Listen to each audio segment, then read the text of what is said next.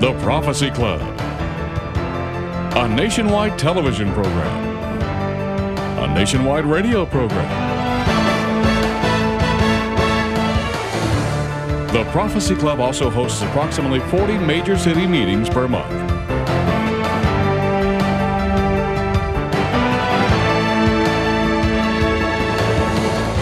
Our mission is to inform Christians of current events that confirm Bible prophecy, expose the evil devices of Satan, warn believers what is coming to America, challenge people to stop sinning and turn to Jesus with all their heart, and to provide a platform for Christian speakers to be heard. It's a bald-faced lie. Using the positions of power and authority in our own government. The greatest oil field in the world is at the southwest end of the Dead Sea. He said, son, you must warn this nation. And now your host for the Prophecy Club, Stan Johnson.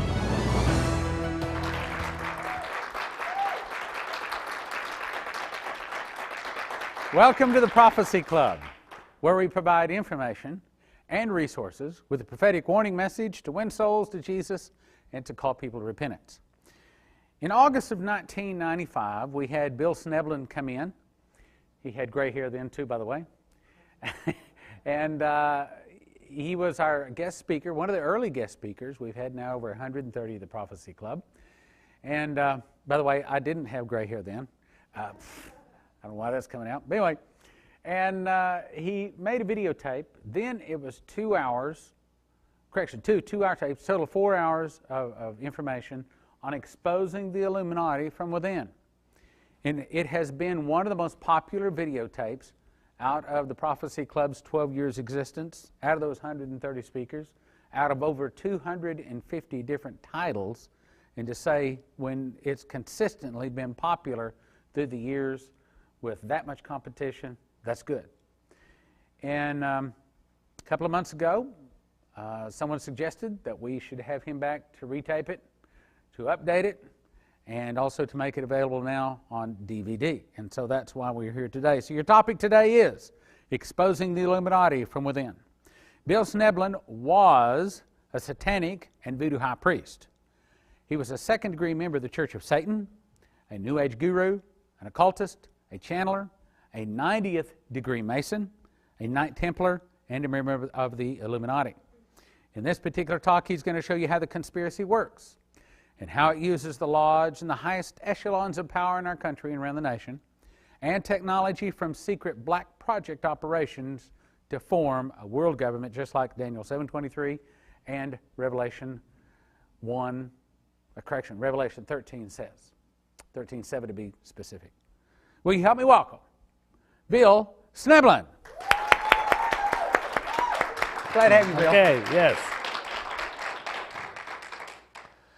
It is great to be here. And I was very excited when Stan offered the opportunity for me to redo this because a lot of new stuff has come out, a lot of new abilities to produce things that weren't around. It's just amazing the technological things that have happened in the last decade. So I'm real excited about it. From the introduction, I'm sure a lot of you think, how could anybody be that messed up that he would get involved in that many things in one lifetime? Because at that point, I mean, I don't believe in reincarnation, amen?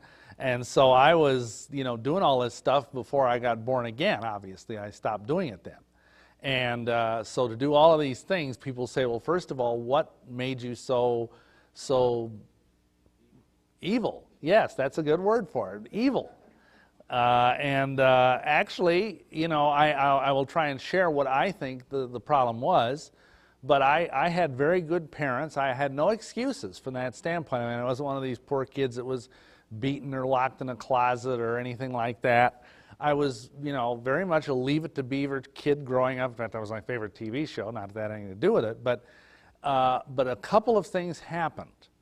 And the first one was essentially that I was out doing the trick-or-treat thing. And back then, this is I was born in 1949, so we're talking like probably 1959, 1960. you never heard anything about Halloween being bad back then. I mean, especially I happen to have been born and raised Catholic, very devout Catholic, and you know, some of you may not know this, the Catholic Church is actually what brought Halloween to America. So they saw nothing wrong with Halloween. Before the wave of Irish and German immigrants, and I can say this because I'm Irish and German in part, came over here, Halloween was illegal. Did you know that? Most of the 13 colonies and most of the early states, it was illegal.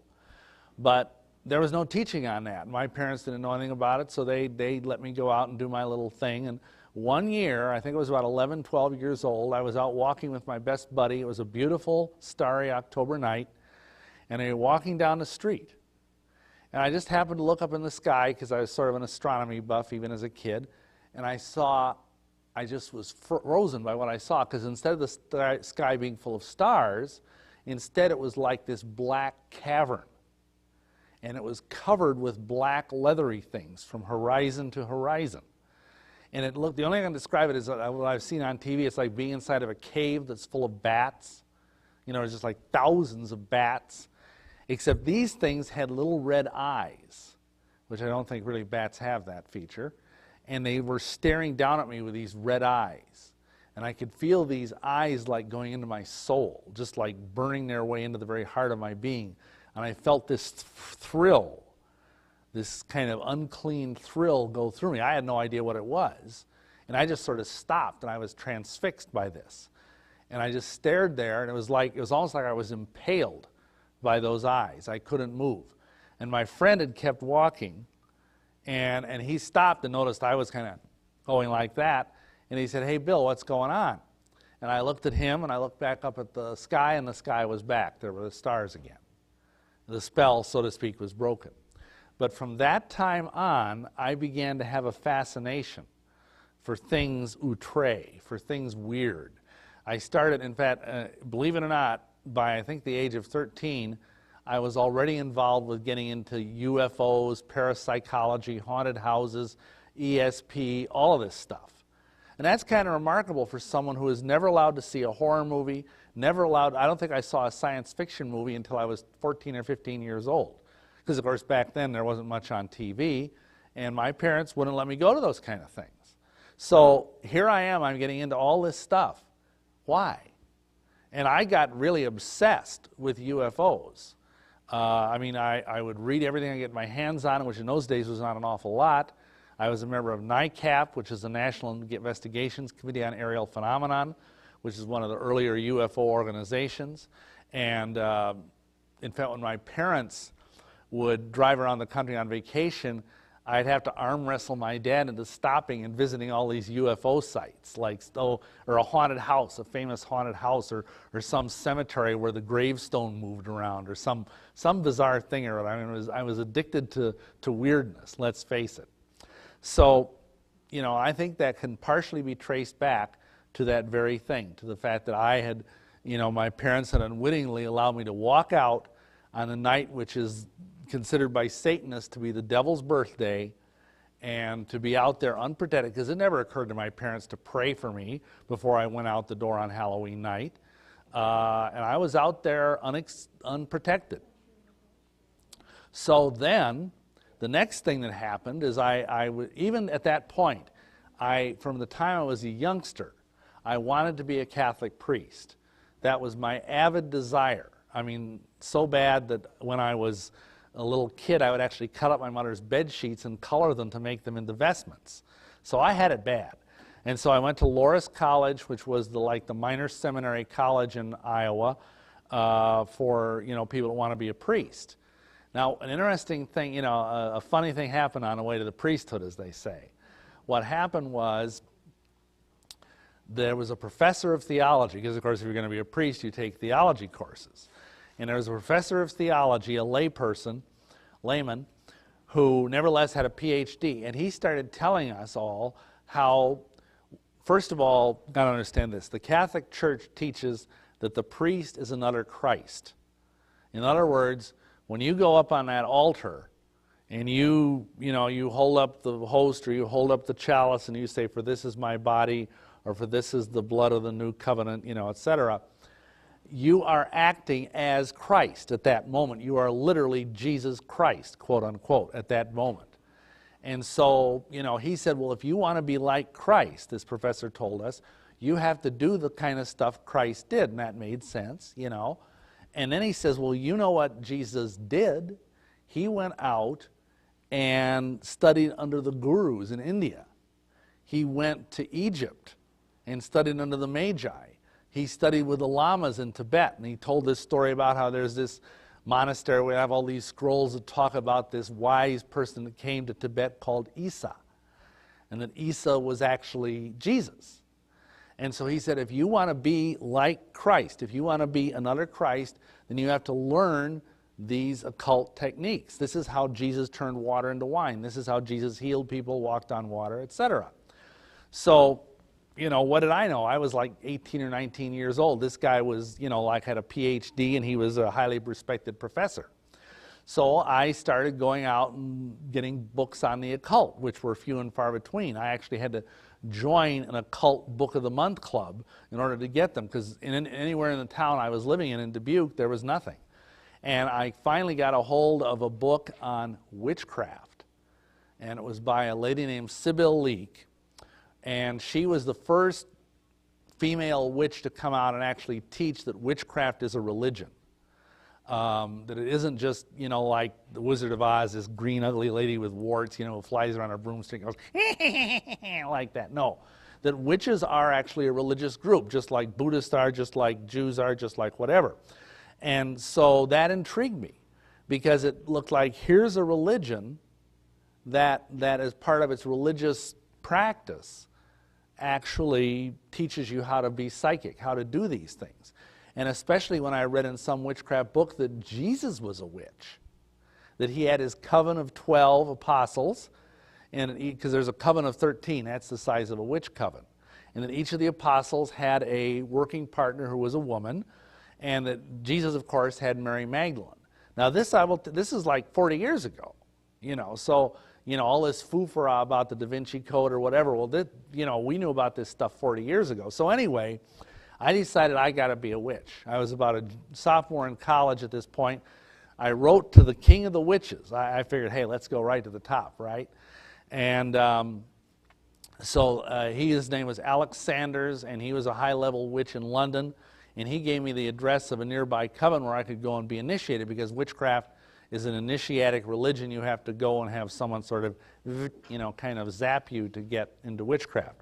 So this is an example of me when I was in college practicing witchcraft. Some people say I looked like Jerry Garcia, you know, but I don't know if I think that's a compliment or not. Anyhow, as you can see, I was kind of the typical hippie witch, this is actually taken because I was also making movies at the time, and this was a portrait for the film I was directing. While in college, I did all sorts of things which I don't have time to go into, but I learned how to do trance mediumship. I learned how to do even like occult exorcisms, things like that. So it was a pretty wild ride. By the time I was I think a senior in college, I decided I didn't want to be a Catholic priest anymore. Big surprise. For one thing, I'd been at the St. Rose Priory at that time. It was a Dominican seminary in Dubuque, and the guy there was actually practicing the occult. The professors were doing ceremonial magic and thaumaturgy. In fact, how many of you have heard of Matthew Fox? Anybody? Guess not. Well, you're probably not up on apostate teachers. Matthew Fox is a very popular writer among very liberal Catholics and Episcopalians and New Agers. And he's the one who coined the term creation spirituality. Creation spirituality is the worship of the earth and the worship of sexuality. It's a kind of an academic word for witchcraft. Well, he was at this seminary at that time. He was a Dominican priest. About, I think, 10 or 12 years ago, he was kicked out of the Dominican order by the Roman Church for being a heretic, but the Episcopalians took him in. So anyway, you know, I'll just let that drop and you can decide what you want about it. So I decided I didn't want to do the celibacy thing, because I was reading all this stuff in witchcraft about how you have to have a man and a woman, male and female, yin and yang, goddess and god, you know, so I figured I didn't want to spend my life being celibate. And so I took a leave of absence when I graduated from college and instead became a music teacher. And oddly enough, in a Catholic school. So here I was, a practicing witch, teaching music in a Catholic high school. And I had a pentagram around my neck, and you know, I wore it on top of my necktie and everything every day to work. And I taught the nuns how to do yoga and astrology, and I was giving, you know, tarot card readings at the church fairs to raise money for the school. And can't imagine why they ultimately fired me, can you? Anyway, they only fired me after I raised so much money for them. I don't know. Anyhow, along the way, while I was teaching there, I was doing all this magic because I needed a working partner. I needed a priestess. And I ran into my wife. This is a picture taken of her at that time, Sharon. And I put some of these pictures in here because some people have claimed I really don't have a Sharon. I just made her up to make me look better, you know, because they say, well, she never comes with you, she never speaks, you know, whatever. And I say, here she is, this is Sharon. So, you know, now you know what she looks like. At this time, we already had a coven of 6 members. This was in 1972. This is a picture of me drawing down the moon on Sharon. That's a ritual that's done where basically you believe the moon goddess comes down and possesses the high priestess of the coven, and then she speaks like an oracle to the people. And that's done every full moon. This is our wedding. We were married in 1974 in a witch wedding. Our wedding cake was a Vulcan Idic, for those of you that might have been into Star Trek at some point. That's the sacred symbol of the planet Vulcan. And we, of course, blurred out the faces of some of the people present because we didn't want to have them get mad at me. This is our wedding portrait. The guy in black there was one of the major leading witches in Milwaukee, although this actually was done in a park in Dubuque. You can see we're both kind of the quintessential flower children, you know, with flowers in our hair and green robes and all of that kind of stuff. So that was, and then at that point, we went and went down and studied in Arkansas for a while under the Grand Master Druid of North America. And he's the one that actually taught us a lot of the other things we needed to get into, because he highly recommended that I should get involved with Freemasonry, that I should get involved with Mormonism if I had an opportunity, that these were organizations were full of occult Luciferian knowledge if one knew how to manipulate it. This is a post-wedding portrait of Sharon. I just put that in there because I'm so proud of my wife. It doesn't have anything to do with the occult, but I just think she's a cutie. Anyhow, still do. Anyway, so we moved to Milwaukee in 1974 because there were 80 people there that wanted us to train them how to be witches. And so we went there, and partly because I couldn't get a job in Dubuque. It was a bad period in the economy. And so we had class after class after class where we were teaching people witchcraft.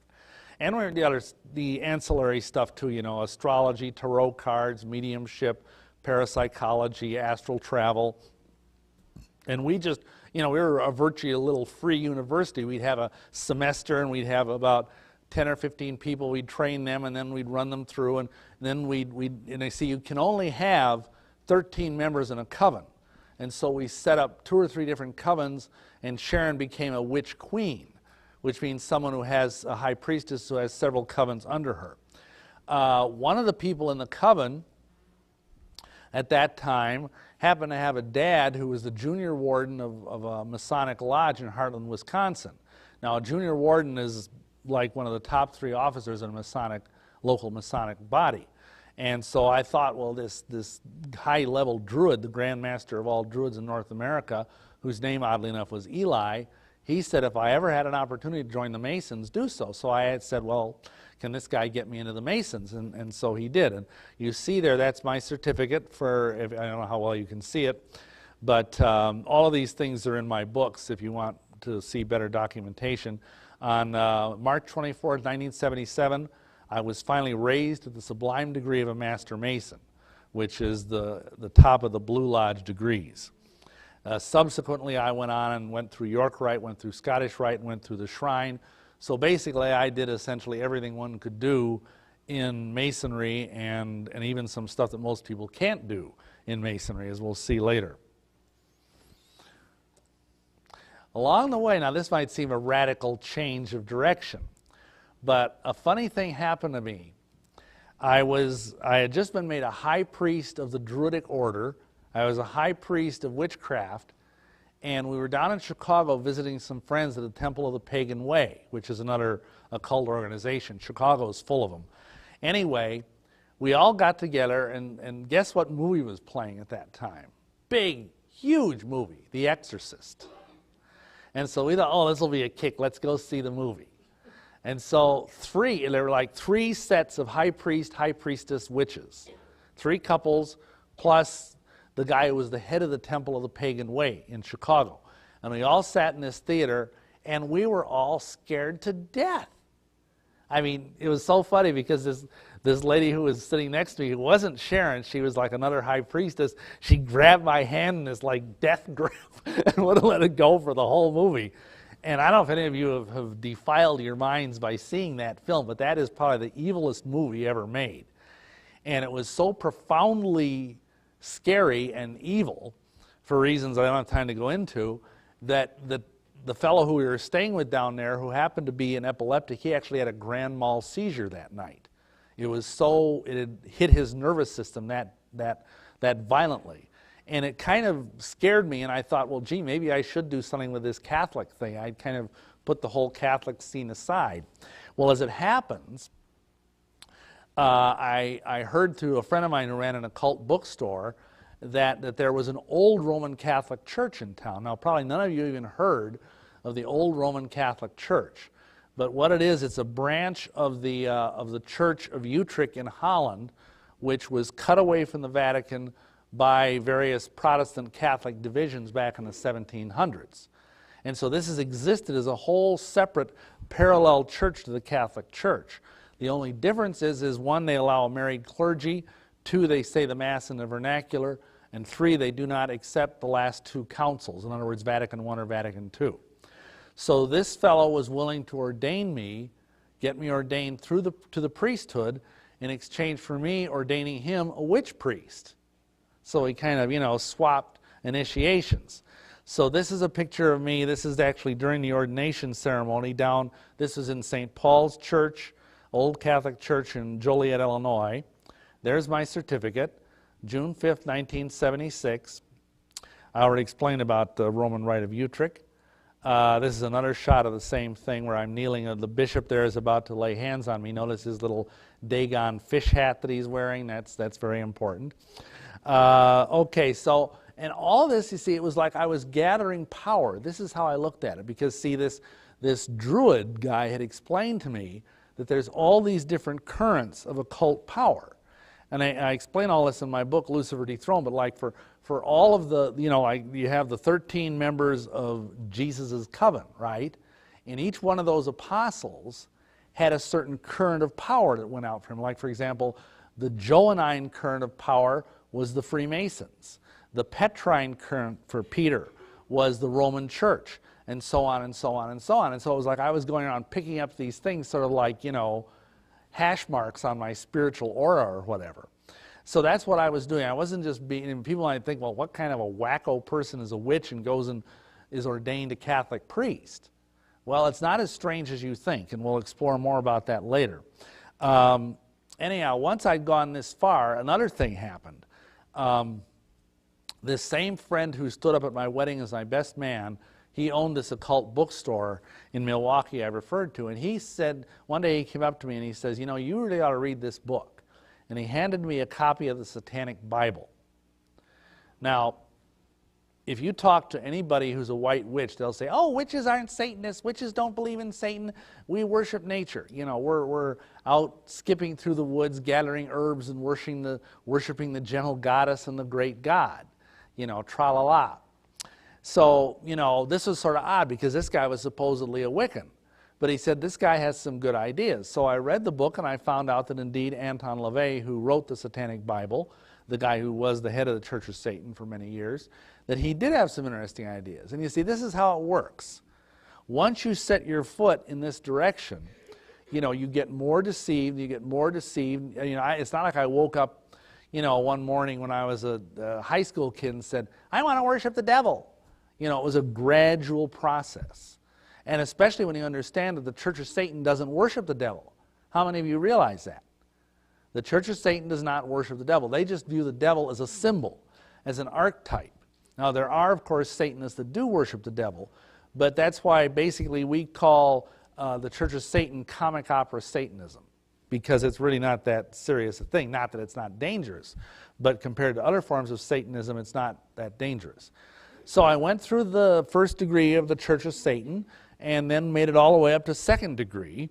You'll notice there, that's my certificate. I was made a warlock in the Church of Satan. You'll notice there down at the bottom is Anton LaVey's autograph. I have the dubious distinction of having his autograph. I want to note that in the last paragraph, it says, the Church of Satan, having passed before the Council of Nine, order of the trapezoid, by all the powers of hell, so it is done. That's kind of like saying amen. Well, notice that order of the trapezoid, because that's going to be important later. This is what set me on what occultists call the left-hand path. And from then on, I was both pursuing Masonry and many other things, and still doing the Catholic priest thing, but I was also doing the satanic thing. Now, you might think, how could anybody do that at the same time? Well, you've got to realize, first of all, once you get past the basic Satanism of Anton LaVey's church, you discover that in order to be a practicing satanic priest, you first of all had to be a Catholic priest. Did you realize that? Now, this is not intended as a slam on Catholicism, although there's certainly a talk there somewhere. But the problem is that, you see, the classical black mass, les messes noires in the French, is a ritual that's an inversion of the Catholic ceremony, the Catholic liturgy that you've all probably seen pictures of if you've not actually attended one. And except they have the cross upside down, the priest wears dark vestments, and they have a naked woman on the altar. And what they do is they believe that the host is really the body of Jesus. And so they abuse this host. They stomp on it, they urinate on it, they do things I won't even describe to it, and they believe by doing that they're torturing Jesus. Now this is bizarre, I know, but this is what they believe. And so it's really handy if you can have a priest there to do his hocus pocus.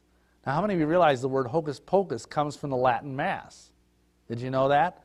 It was a thing that Protestants came up with to make fun of Catholics, because the words in Latin, the priest picks up the host and he says, for this is my body. And what that is Latin is hoc est enim corpus meum. So it's like hocus pocus. And the idea that you say this as a priest, and poof, this piece of bread turns into the body of Jesus. Body, blood, soul, and divinity. And ditto with the wine. So anyway, then if you were actually a Catholic priest who was also a satanic priest, you could do the satanic mass, have the host right there, and you could abuse it to your heart's content, and thereby thinking you were somehow insulting, you know, Jesus Christ up in heaven. So it's not as bizarre as you think. If you look at the history of Satanism, most of the prominent Satanists were also Catholic priests or Catholic bishops. I'll just name two. Aleister Crowley, some of you may have heard of him. He was consecrated a bishop in the old Roman Church. And also Anton LaVey. Believe it or not, he ended up doing the same thing I did. He got a Greek Orthodox bishop, who shall remain nameless, to consecrate him a bishop in return for him making the Greek Orthodox bishop a priest of Satan. So it gets kind of fuzzy here, folks. Now here you see me in my ceremonial magical garb. I was involved in all sorts of high-level magic, including thalamic magic, which means magic that's based on the works of Aleister Crowley, who was the most prominent black magician of the last century. and Enochian magic, which has nothing to do with like Enoch in the Bible. It's a very complicated thing that was brought forth by Dr. John Dee, who was the original 007. Have you heard of Dr. John Dee? He was Queen Elizabeth I. This is way back 400 years ago. Queen Elizabeth's premier spy. And he was also a high-level occultist, an alchemist, and a ceremonial magician. And she would send him into Europe to spy on different countries, and he would send missives back, and he'd always sign his name 007. That was his little code designation. That's where Ian Fleming got the thing for James Bond. So anyhow, see all this interesting trivia you're picking up here? Anyway, at this time I was also a member of the Brotherhood, and that's hardcore Satanism. See, if you think of it like this, you could think of the Church of Satan as kind of like marijuana, and hardcore Satanism is like cocaine or acid or heroin or something. So it's like a gateway into deeper, darker levels of the occult. And along the way, I had to sign my name in the black book. I had to sell my soul to the devil. I didn't know the devil already had my soul, but you know, I made a pact. And the pact was that for 7 years, I would serve Satan faithfully, that he would have me body, soul, and spirit. He would give me anything I requested: wine, women, song, drugs, power, whatever I wanted I could have. In exchange for that, at the end of 7 years, he'd get to kill me and take me to hell. What a deal. How many of you want to sign up? You got to realize, Satanists are taught that there's this kind of, I don't know if you've heard of the philosopher Nietzsche, but Nietzsche taught that Christians were like slave mentality, and that the true masters were the Ubermen, the supermen. And so the idea was that Christians were all losers. They would go to heaven, which is boring because you sit around all day and twang on a harp while sitting on a cloud and saying, oh, you're so great, oh, you're so wonderful, you know, and it's boring. That's what we were told. Whereas if you go to hell, it's like sex, drugs, rock and roll, day and night for all eternity. You get to party hardy for all eternity. And so the masters go to hell. The slaves go to heaven. The wolves go to hell. The sheep go to heaven. That's the way we looked at it. In fact, I was taught at one point, think of it this way: what's the greatest thing a Christian can do for the Lord? Think about it. To be a martyr. To give your life for the faith. Because the word martyr means witness. That's what it literally means in Greek. And at the same time, this Satanist leader said to me, what's the greatest thing a Satanist can do? Is kill a Christian. So it's like a symbiotic relationship, just like the wolf kills the sheep. So the Satanist kills the Christian. And the Christian gets his great blessings, and the Satanist gets his great blessings. It's a win-win situation. Now you see how twisted all this is? You see, but there's enough truth in it to sell it. Anyway, I got more and more into these things, very, very strange stuff going on. At one point, I'd gone through different levels of initiation in ceremonial magic, and I'd done some very powerful rituals, and I had this experience. I had happened to go home to visit, because this time we were living in Milwaukee, and I'd gone home to visit my folks who lived in a little farm town in Iowa, and I was staying in my old bedroom, and for some reason Sharon hadn't come with me. And all of a sudden, I felt like I was lifted out of my bed, carried through the roof of my bedroom, and I was sailing through the sky, through the stars, to the moons of Saturn. Now, that's pretty weird. And mind you, I was not on any drugs at this point. No funny cigarettes or recreational vegetables whatsoever. And I ended up landing on this moon of Saturn, and there was this obscenely bizarre-looking temple there. It was all totally black, totally out of whack. The angles were all wrong, spikes sticking out of it. It looked like a loathsome, diseased kind of black thing crouching on the plains of this moon. And I was told to go in, and I went inside, and there was this gentleman there who was my occult mentor, and he was wearing a white robe, and he kind of glowed in the dark like Obi-Wan Kenobi in the Star Wars movies, you know. Well, anyhow, he says, welcome to the Cathedral of Pain. Now, somehow that didn't sound very good. to me, but what could I do? I was out in the middle of outer space, you know. And so I walk into this thing, and it's an enormous thing like a cathedral, just huge, except instead of stained glass windows along the walls, there was these, like, imagine like giant aquariums, floor-to-ceiling aquariums, full of some kind of fluid in this green light bathing them, and except instead of pictures or whatever, floating in these two aquariums on both sides of the room were countless naked dead bodies, mutilated, horrible looking, you know, just floating there, including dead babies, dead children, dead adults, the whole bit. And I was just getting horrible feelings about this. There was this altar which was shaped like a trapezoid made out of girders in the middle of the room, and there was this huge throne made out of steel girders in the far side of this cathedral, kind of like if you were in like a Anglican or Catholic church, you know, in the rear. Well, what happened was I was told to lay down on this altar, and they tied me to this altar, and this is all happening in this dream. Was it a dream? I don't know. What happens? All these people come out in black robes and they start chanting, and for some reason they're chanting in French.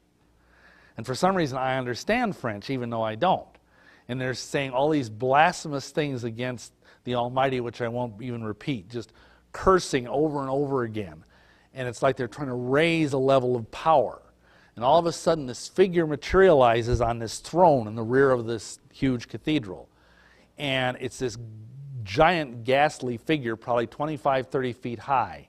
And it's like scintillating back and forth between this gorgeous looking man with long flowing hair to becoming like a winged bull, to becoming like a goat with wings and a human body. And it would go back and forth, like scintillating. So at the end, this thing gets up off the throne, and the chanting is getting more and more fierce and more frenzied.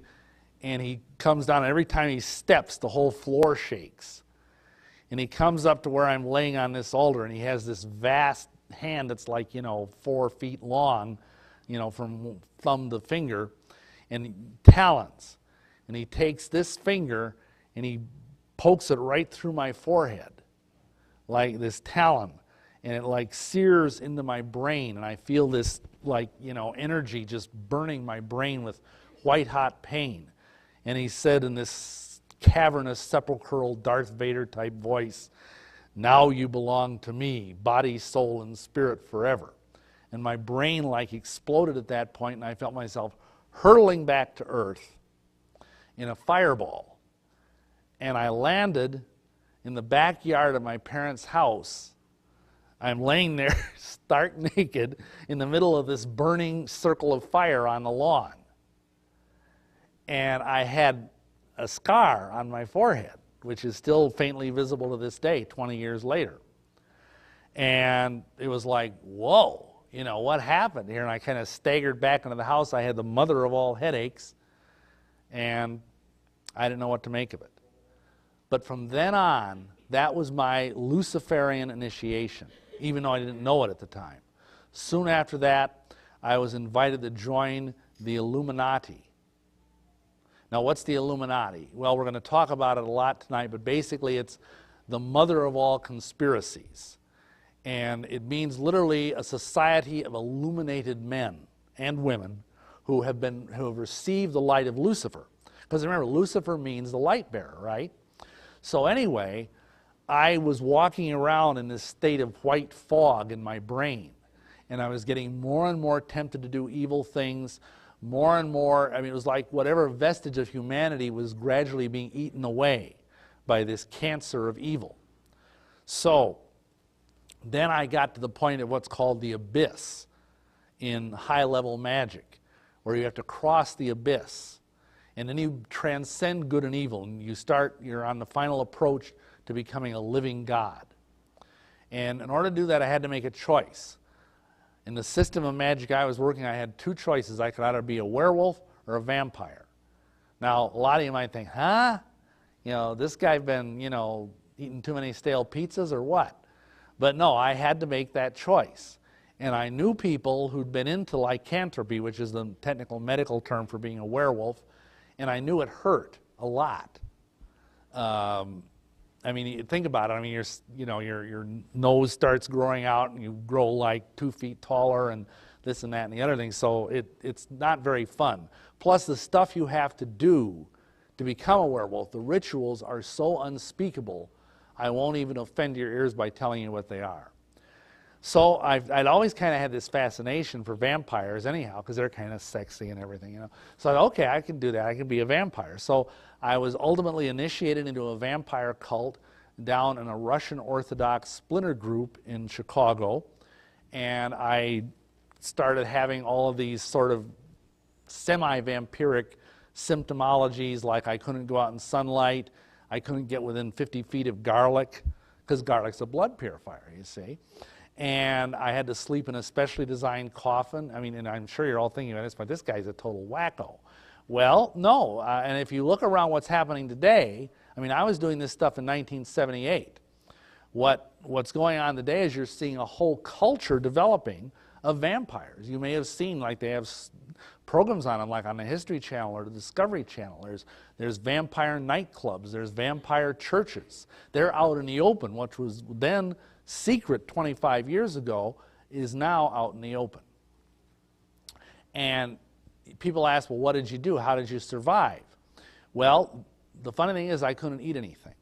I couldn't even drink water. Water would just sit in my stomach like molten glass. The only thing I could do was every day I would celebrate a Catholic Mass and take communion. And then about once or twice a week, with increasing frequency, I had women in my coven who were willing to let me bite them in their neck and drink blood.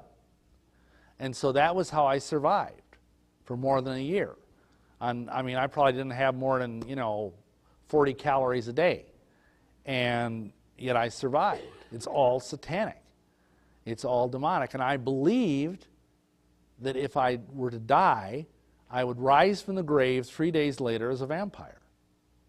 And see, this group taught me that Lazarus was the first vampire in the New Testament, in the book of John, and that Jesus was initiating people into vampirism. They said, why do you think Jesus said that, if you eat my flesh and drink my blood, you will live forever? See how the devil can take something and twist it? Or Jesus' statement that there are some standing here right now that will not taste death until they see the kingdom of heaven coming. And that enigmatic thing at the end of John's gospel, where it talks about how, what is it to you if I want the beloved disciple, who we understand to be John, to tarry until I come, meaning the second advent. And so these people actually said that the head of this whole vampire cult was the Apostle John, who is now 2,000 years old, and he was a vampire. So I'm going, and it makes sense in a weird, twisted sort of way if you don't know your Bible, if you don't understand the Scriptures. And again, my people are destroyed for lack of knowledge. And of course, I never got any theological training, even though I went through a Catholic college, even though I went through as part of my priesthood training and got a master's degree in Catholic theology from a Roman Catholic seminary. I never read the epistles of Paul. I knew the gospel story vaguely, and oddly enough, I was fascinated with the book of Revelations. I kept reading it and reading it and reading it, but I couldn't understand it. It was like, of course, I'm not saying I understand it now completely either, amen, but I mean, it was a very hard book to get at. And so I didn't know what I was doing, and I was being deceived. Moving along, I finally got involved with a group called the Ecclesia Gnostica Spiritualis, which is an old Catholic group, and the guy who was the head of that, who was probably the evilest man I've ever met, he consecrated me a bishop. And at the same time, I was raised to the 90th degree of Egyptian Freemasonry, which is the ancient and primitive rite of Memphis Missouri. I mean, I know you probably can't see that certificate very well, which is just as well because it's in French. Anyway, on that, it's available in a better format that you can see, and I think it's in Lucifer Dethroned. Soon after that, now this is ironic, in regular American Masonry, I went through the Scottish Rite. And this is my degree certificate for being made a member of the Scottish Rite. Then I was went to the Shriner. Can you imagine this? This is me as a Shriner. I don't think you can see that picture that well, but I'm wearing the funny little fez thing and everything, and It's the ancient Arabic order of the nobles of the mystic shrine. And I don't know how many of you realize this, but I'm sure if you go to some large city like Kansas City, they have some big fancy shrine temple, and you hear about the wonderful hospitals for crippled children and blah, blah, blah. But when Shriners become Shriners, they swear an oath in the name of Allah, and they swear it on the Quran. So it is not anywhere near a Christian organization. None of Masonry is. See, Masonry was part of the deception that drew me into all of this. But that's a whole other talk. I'm going to get into that in a few minutes. My second last step was I became a Mormon, and let me tell you how that happened. Mormon? You know, what's this? Well, as I said, I was into this vampire thing. I was getting, you see, vampirism, let me tell you, there's a reason why Yahweh God tells us do not drink blood. He said that to Noah, he said that to Moses, and it's even in the book of Acts in chapter 15. Because blood is the ultimate addiction. Because the blood is the life. And I had to keep drinking more of it, and more of it, and more of it. And I was saying Mass every day, and it got to the point where like 3 or 4 times a week, I had to have one of the women in my come and let me bite them in the neck. And once I got so carried away with bloodlust, I took too much, and I had the girl pass out on me, which was pretty scary. Fortunately, my wife has a lot of nursing training, and she was able to tell nothing was seriously wrong. She just sort of had an attack of pernicious anemia. But at the time, the only job I had, because, you know, what do you do when you can't go out in the daytime? I was working as a boxman for the Milwaukee Sentinel, which meant I drove around in the middle of the night and put the newspapers in boxes for the morning newspaper. And I drive, you know, you're driving through the streets of Milwaukee at 2 in the morning, who do you see? Mainly prostitutes and the occasional homeless person. And I was white-knuckling it on the steering wheel. I was so trying to fight off the urge, just jump out of my truck, pounce on one of these hookers, and just rip her throat out. It was getting that bad. And I was just, what am I supposed to do here? What am I supposed to do? And the funny thing is along the way, I asked for help. And I was asking for it from the devil. But the funny thing is sometimes Yahweh will come along when you're praying to the wrong deity, and he'll say, excuse me, I'll take this call. And that's just what he did. He answered that prayer. Because what happened is that all of a sudden, I got a check back. Every year I was sending a check to the Church of Satan, my dues. And I got it back from the bank, and some lady from the San Francisco bank, where the Church of Satan does its banking, had written on it, I'll be praying for you in the name of Jesus. And I just thought that was so inane, because at this point I was so deceived. I thought Jesus was the son of Satan. He'd been killed on the cross as a sacrifice to the evil God, Jehovah, to save mankind from enslavement. That's how 180 degrees off I was. So I just laughed and, you know, forgot about it. Well, the funny thing was, within a couple days, something hit me like a Mack truck. I lost all my magical power. I got sick as a dog. I lost all my vampiric power. It was like I was flat on my face. You know, I felt like I was hitting bottom big time. And I couldn't figure out what was going on, you know. And so I kept saying, you know, Lucifer, you promised me that if I did all these things for you, I would have all this power, all of this wealth, women, whatever, you know. And here I am basically ruined. You know, because that's what he is. He's a welcher. The devil will promise you anything and then deliver virtually nothing. And the funny thing is, who should come up from from Chicago to visit us in Milwaukee? A couple of teenage satanic groupies who wanted to meet the great Magister Templi, that was me, who at that time I was so sick as a dog I could barely sit in my chair and look impressive. And so they came in and they said, we brought you these Christian comic books because they're so funny. There's one book called Spellbound and one book called Angel of Light, and they're about the occult, and they're so stupid, you know. And they'd even written obscene things in them and like made black the teeth out on the characters in the book and stuff. So anyway, I just glanced at them, couldn't be bothered. The interesting thing is in all those years, we lived 10 years in Milwaukee, no Christian ever came and witnessed to us. Not even a Jehovah's Witness came and witnessed to us. Not even the Mormons came to visit us. We lived in the same place in the heart of downtown Milwaukee. Never. So that's what Yahweh had to do. He had to have Satanists bring me the gospel. Because at that time, still to this day, in the back of those comic books was how to get born again. But I couldn't be bothered. I had too much ego. You know, they say it's the hardest thing of all is for someone who's prideful to get saved. And I was full of pride. Even though I was flat on my face, I was full of pride. Well, what's funny is once I rejected that, there's a knock on the door about a day later. We open the door, and it's Mormon missionaries. Now, the funny thing is that this high-level Druid guy, I alluded to this earlier, he told me, and if I ever got in trouble, that we should join the Mormon church because their church was started by witches for witches, as a place where you could hang out and appear to be this very square, straight, white-bread, Republican, conservative, Christian-type person, and it believe almost all the same things witches do. And so we thought, well, this is our answer to, prayer, quote unquote. So we joined the LDS Church in 1980, went to the Salt Lake Temple in 1981. That's a whole nother story we don't have time for. I became an Elders Quorum president in 1982. You'll notice there the graphic is my last temple recommend. That's like your American Express card for the Celestial Kingdom in Mormonism. Because if you can't go to the temple, you're damned.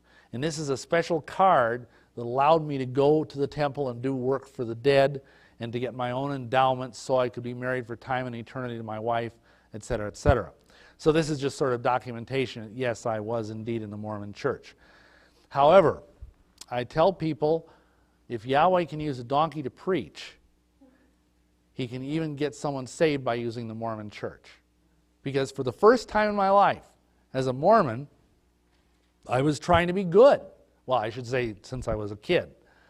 Because if you're a witch, you don't worry about breaking the 10 Commandments. If you're a Satanist, you want to break at least one a day. But for the first time in my life, I was trying to be a good Christian, because Mormons have very high standards. They're very much like the same ethics, the same morality as what any Christian church will teach you. But what I didn't realize is you can't try to be a Christian. Amen? It's like sleeping in a garage and thinking you're a Cadillac. You can't do it. Either you are a Christian or you aren't a Christian. And it's by faith. It's not by how many good deeds you can rack up.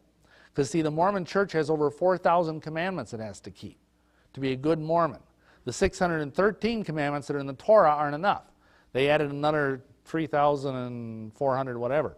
So, I was buried in trying to be righteous. And I realized I couldn't do it.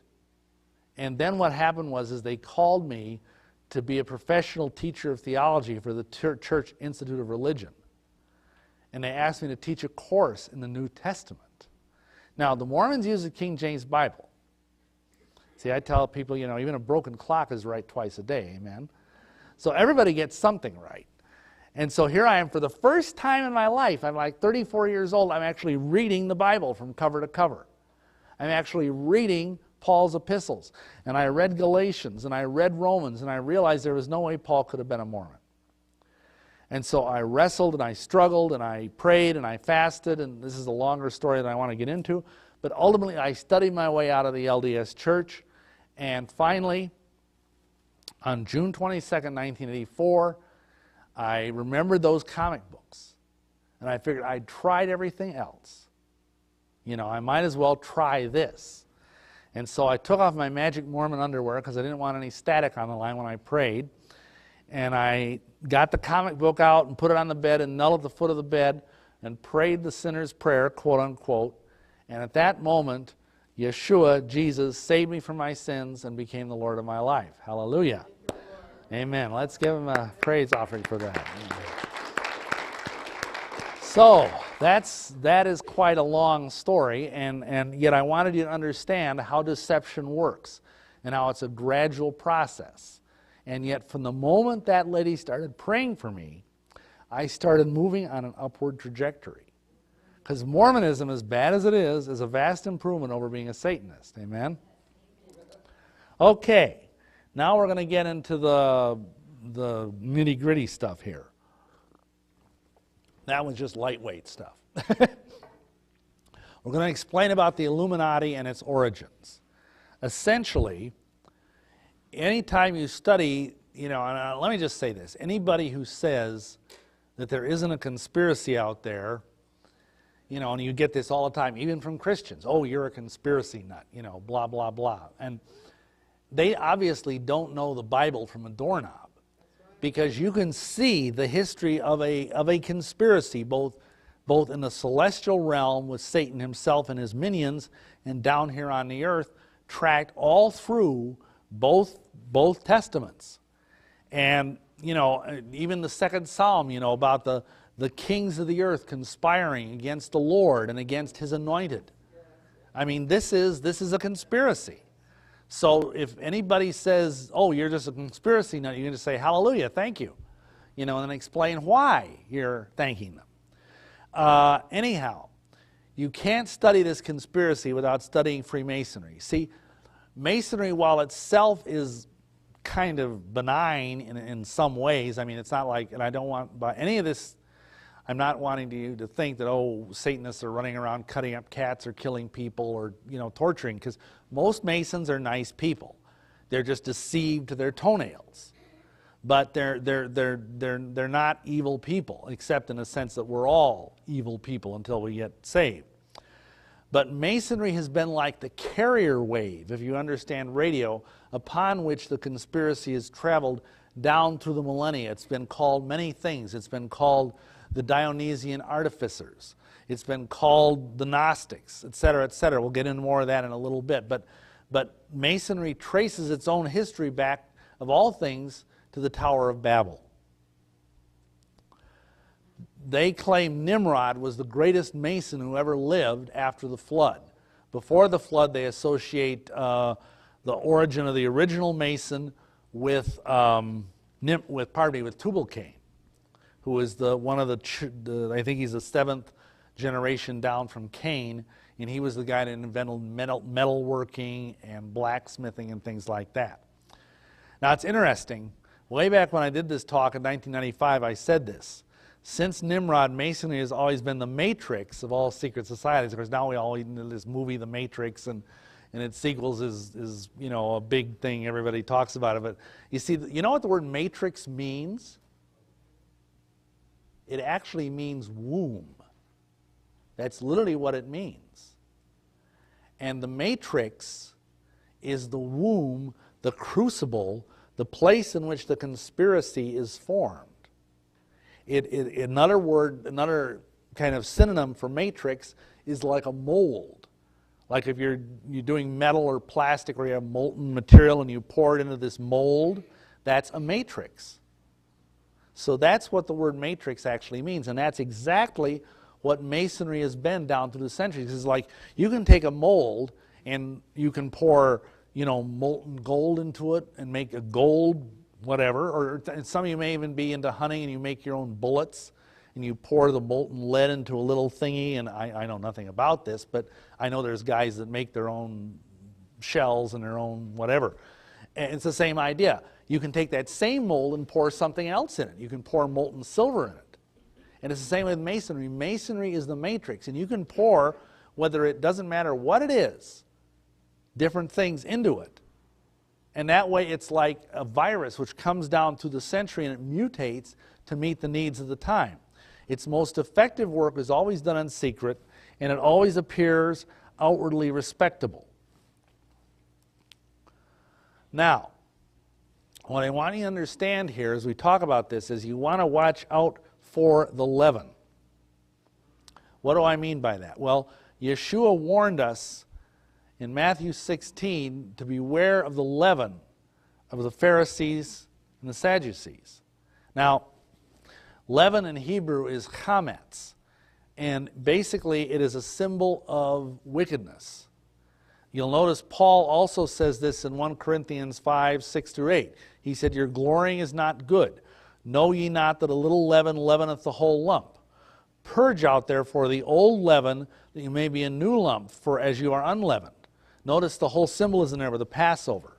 Even as Christ our Passover is sacrificed for us. Therefore, let us keep the feast not with the old leaven, neither with the leaven of malice and wickedness, but with the unleavened bread of sincerity and truth. Okay, now, you got to understand the idea here. And some of you may have studied the Passover in terms of its symbolism, because it's very, very rich. And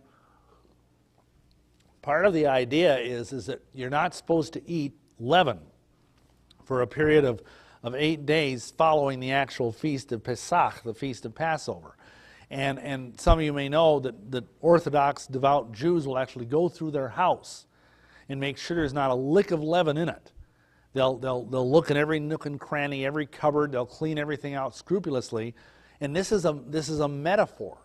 This is like a symbol of them getting their lives cleaned up. Because again, leaven is wickedness. And this is what Paul is talking about here in 1 Corinthians. He's referring to this very thing. And it's important to understand that this chametz, this leaven, is something that is not readily seen. If any of you have made bread, you know, you sprinkle this yeast in it. It's like this little fine powder. And then what do? You work the dough. You knead the dough. And I've watched my wife do this. I've even done it with her, you know. And after a few minutes, you can't even tell where the leaven is anymore. It just sort of goes into it. It's a perfect metaphor, which is why Yeshua used it. So, you know, he's talking about how this can slip into things and more or less take it over, because then what happens? The whole bread obviously rises.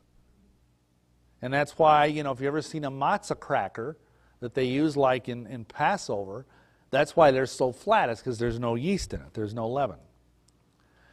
Now, there's a parable here that's very important to understanding the conspiracy. Matthew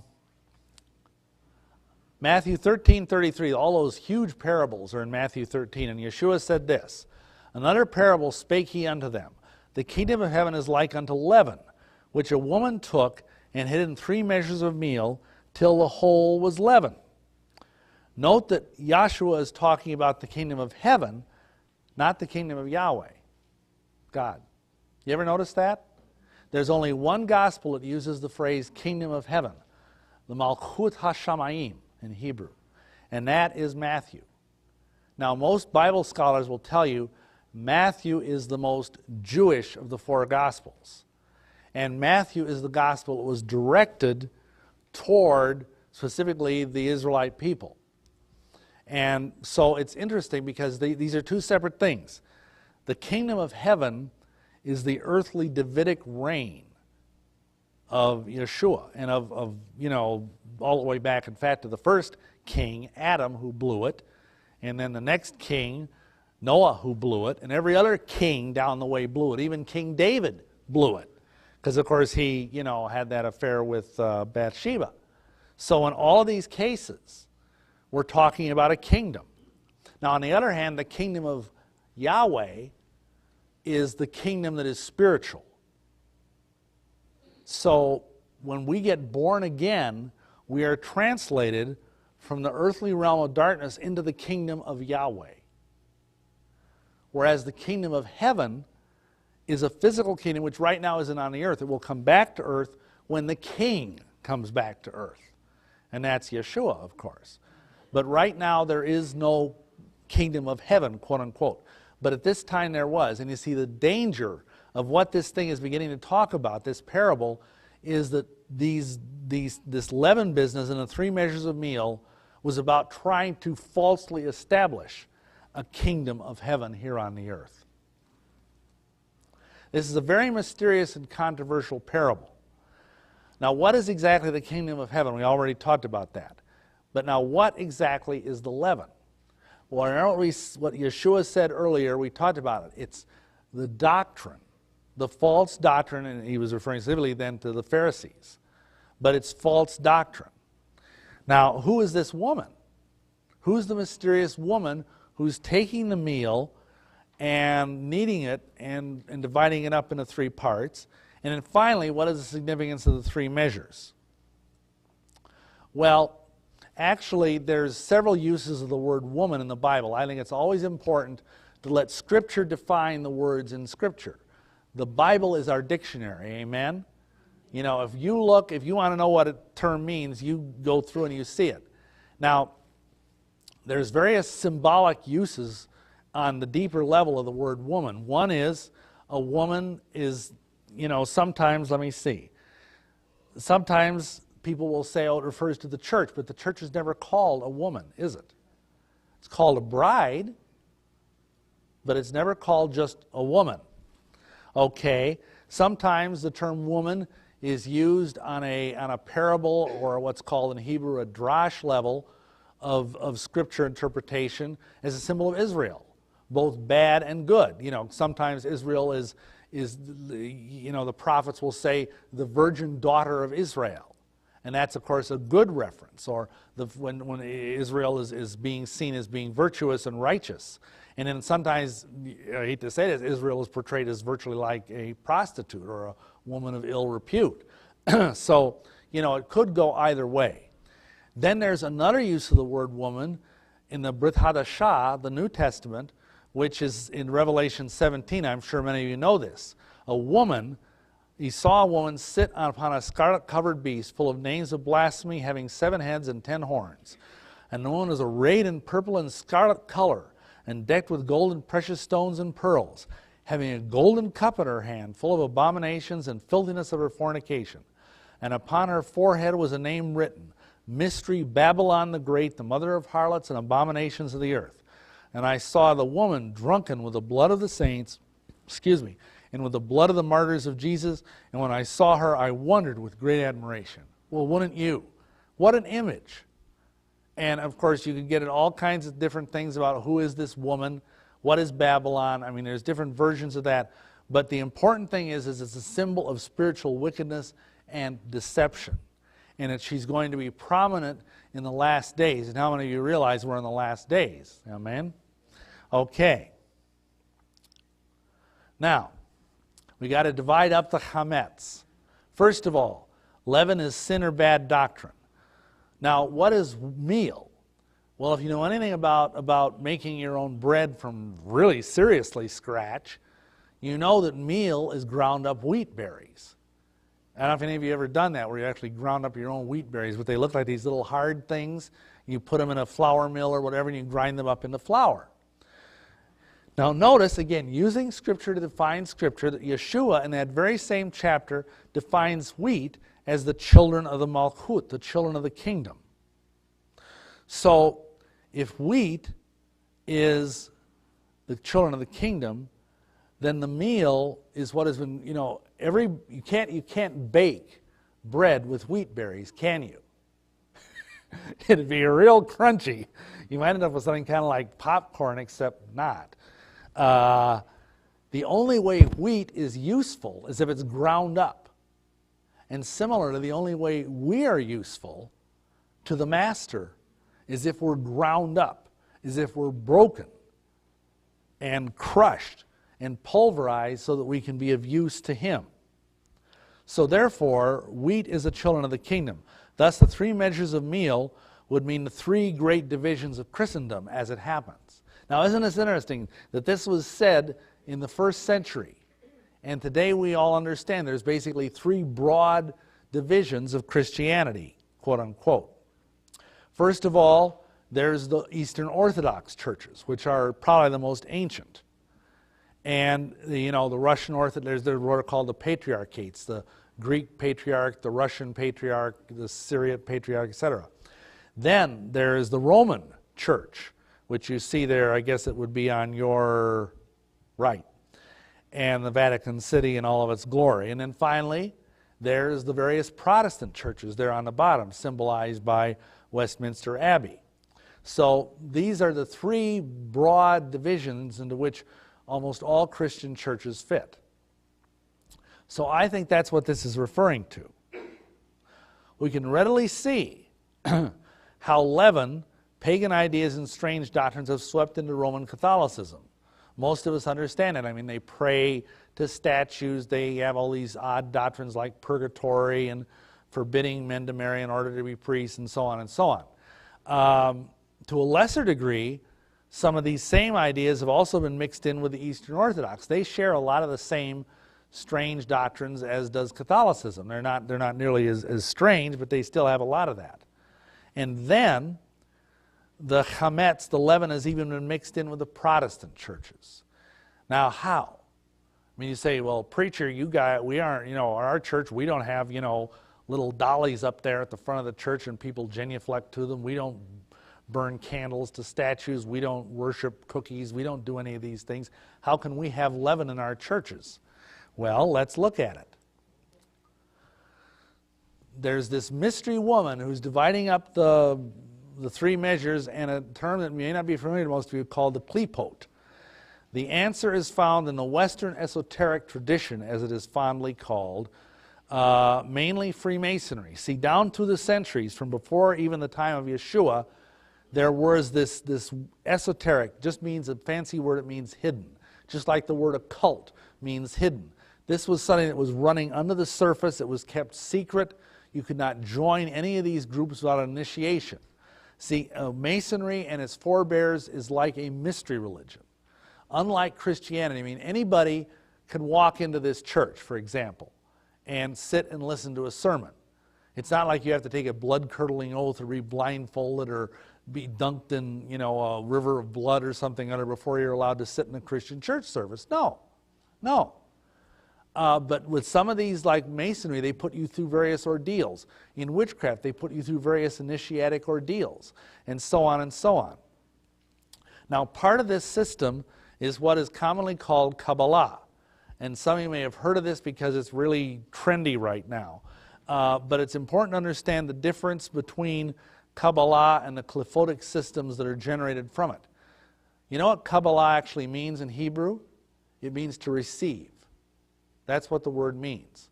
So if you're sitting here listening to someone teach out of the Scriptures, you are a Kabbalist because you're receiving something from the Scriptures.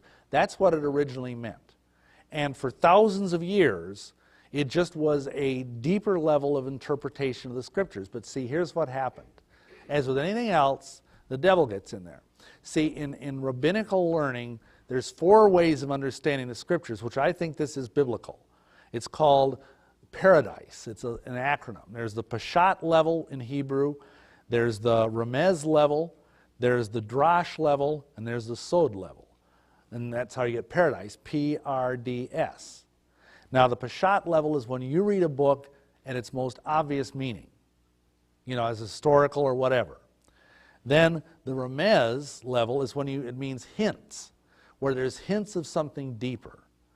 And we can all think of examples of that, like for example, when it says in the Old Testament that that Yahweh gathers us under His wings. Does that mean He's a chicken? No. Or when Yeshua said, "I am the vine, you are the branches," does that mean He's a vegetable? No. These are hints of some deeper meaning. And then there's the drash level. You may not have heard that word, but it's just the Hebrew word for parable. And we all understand that Yeshua taught a lot in parables. And man, you want to see parables, look at some of those Old Testament prophets. I mean, some of those things, those guys said it's like they were, having LSD for breakfast or something. Then the final level is called Sod, and that means mystery. And of course, we know that both Paul and Yahshua and John in the book of Revelation talked about the mysteries of the kingdom. And what Kabbalah in its pure form was an attempt to understand those deeper levels of meaning. But here's what happened. See, for centuries, for millennia, the rabbis taught you cannot study this deeper level of Scripture until you are keeping Torah and until you are a good student of the Torah at the highest level. In other words, at the most superficial level. You don't try to do calculus before you can add, subtract, multiply, and divide. And that's what they were saying. And here's what happened. When this stuff started emerging into the common parlance in the 17th century, partly through Freemasonry, people started doing Kabbalah, but without keeping the Torah, without reading it, without studying, without being faithful to Yahweh. And so what happened, they slid into what is called the Qliphot. Now, what's Qliphot mean? Well, it can be translated either, notice this, in the light of the mystery woman of Babylon, it can mean harlot, or it can mean a shell, a husk.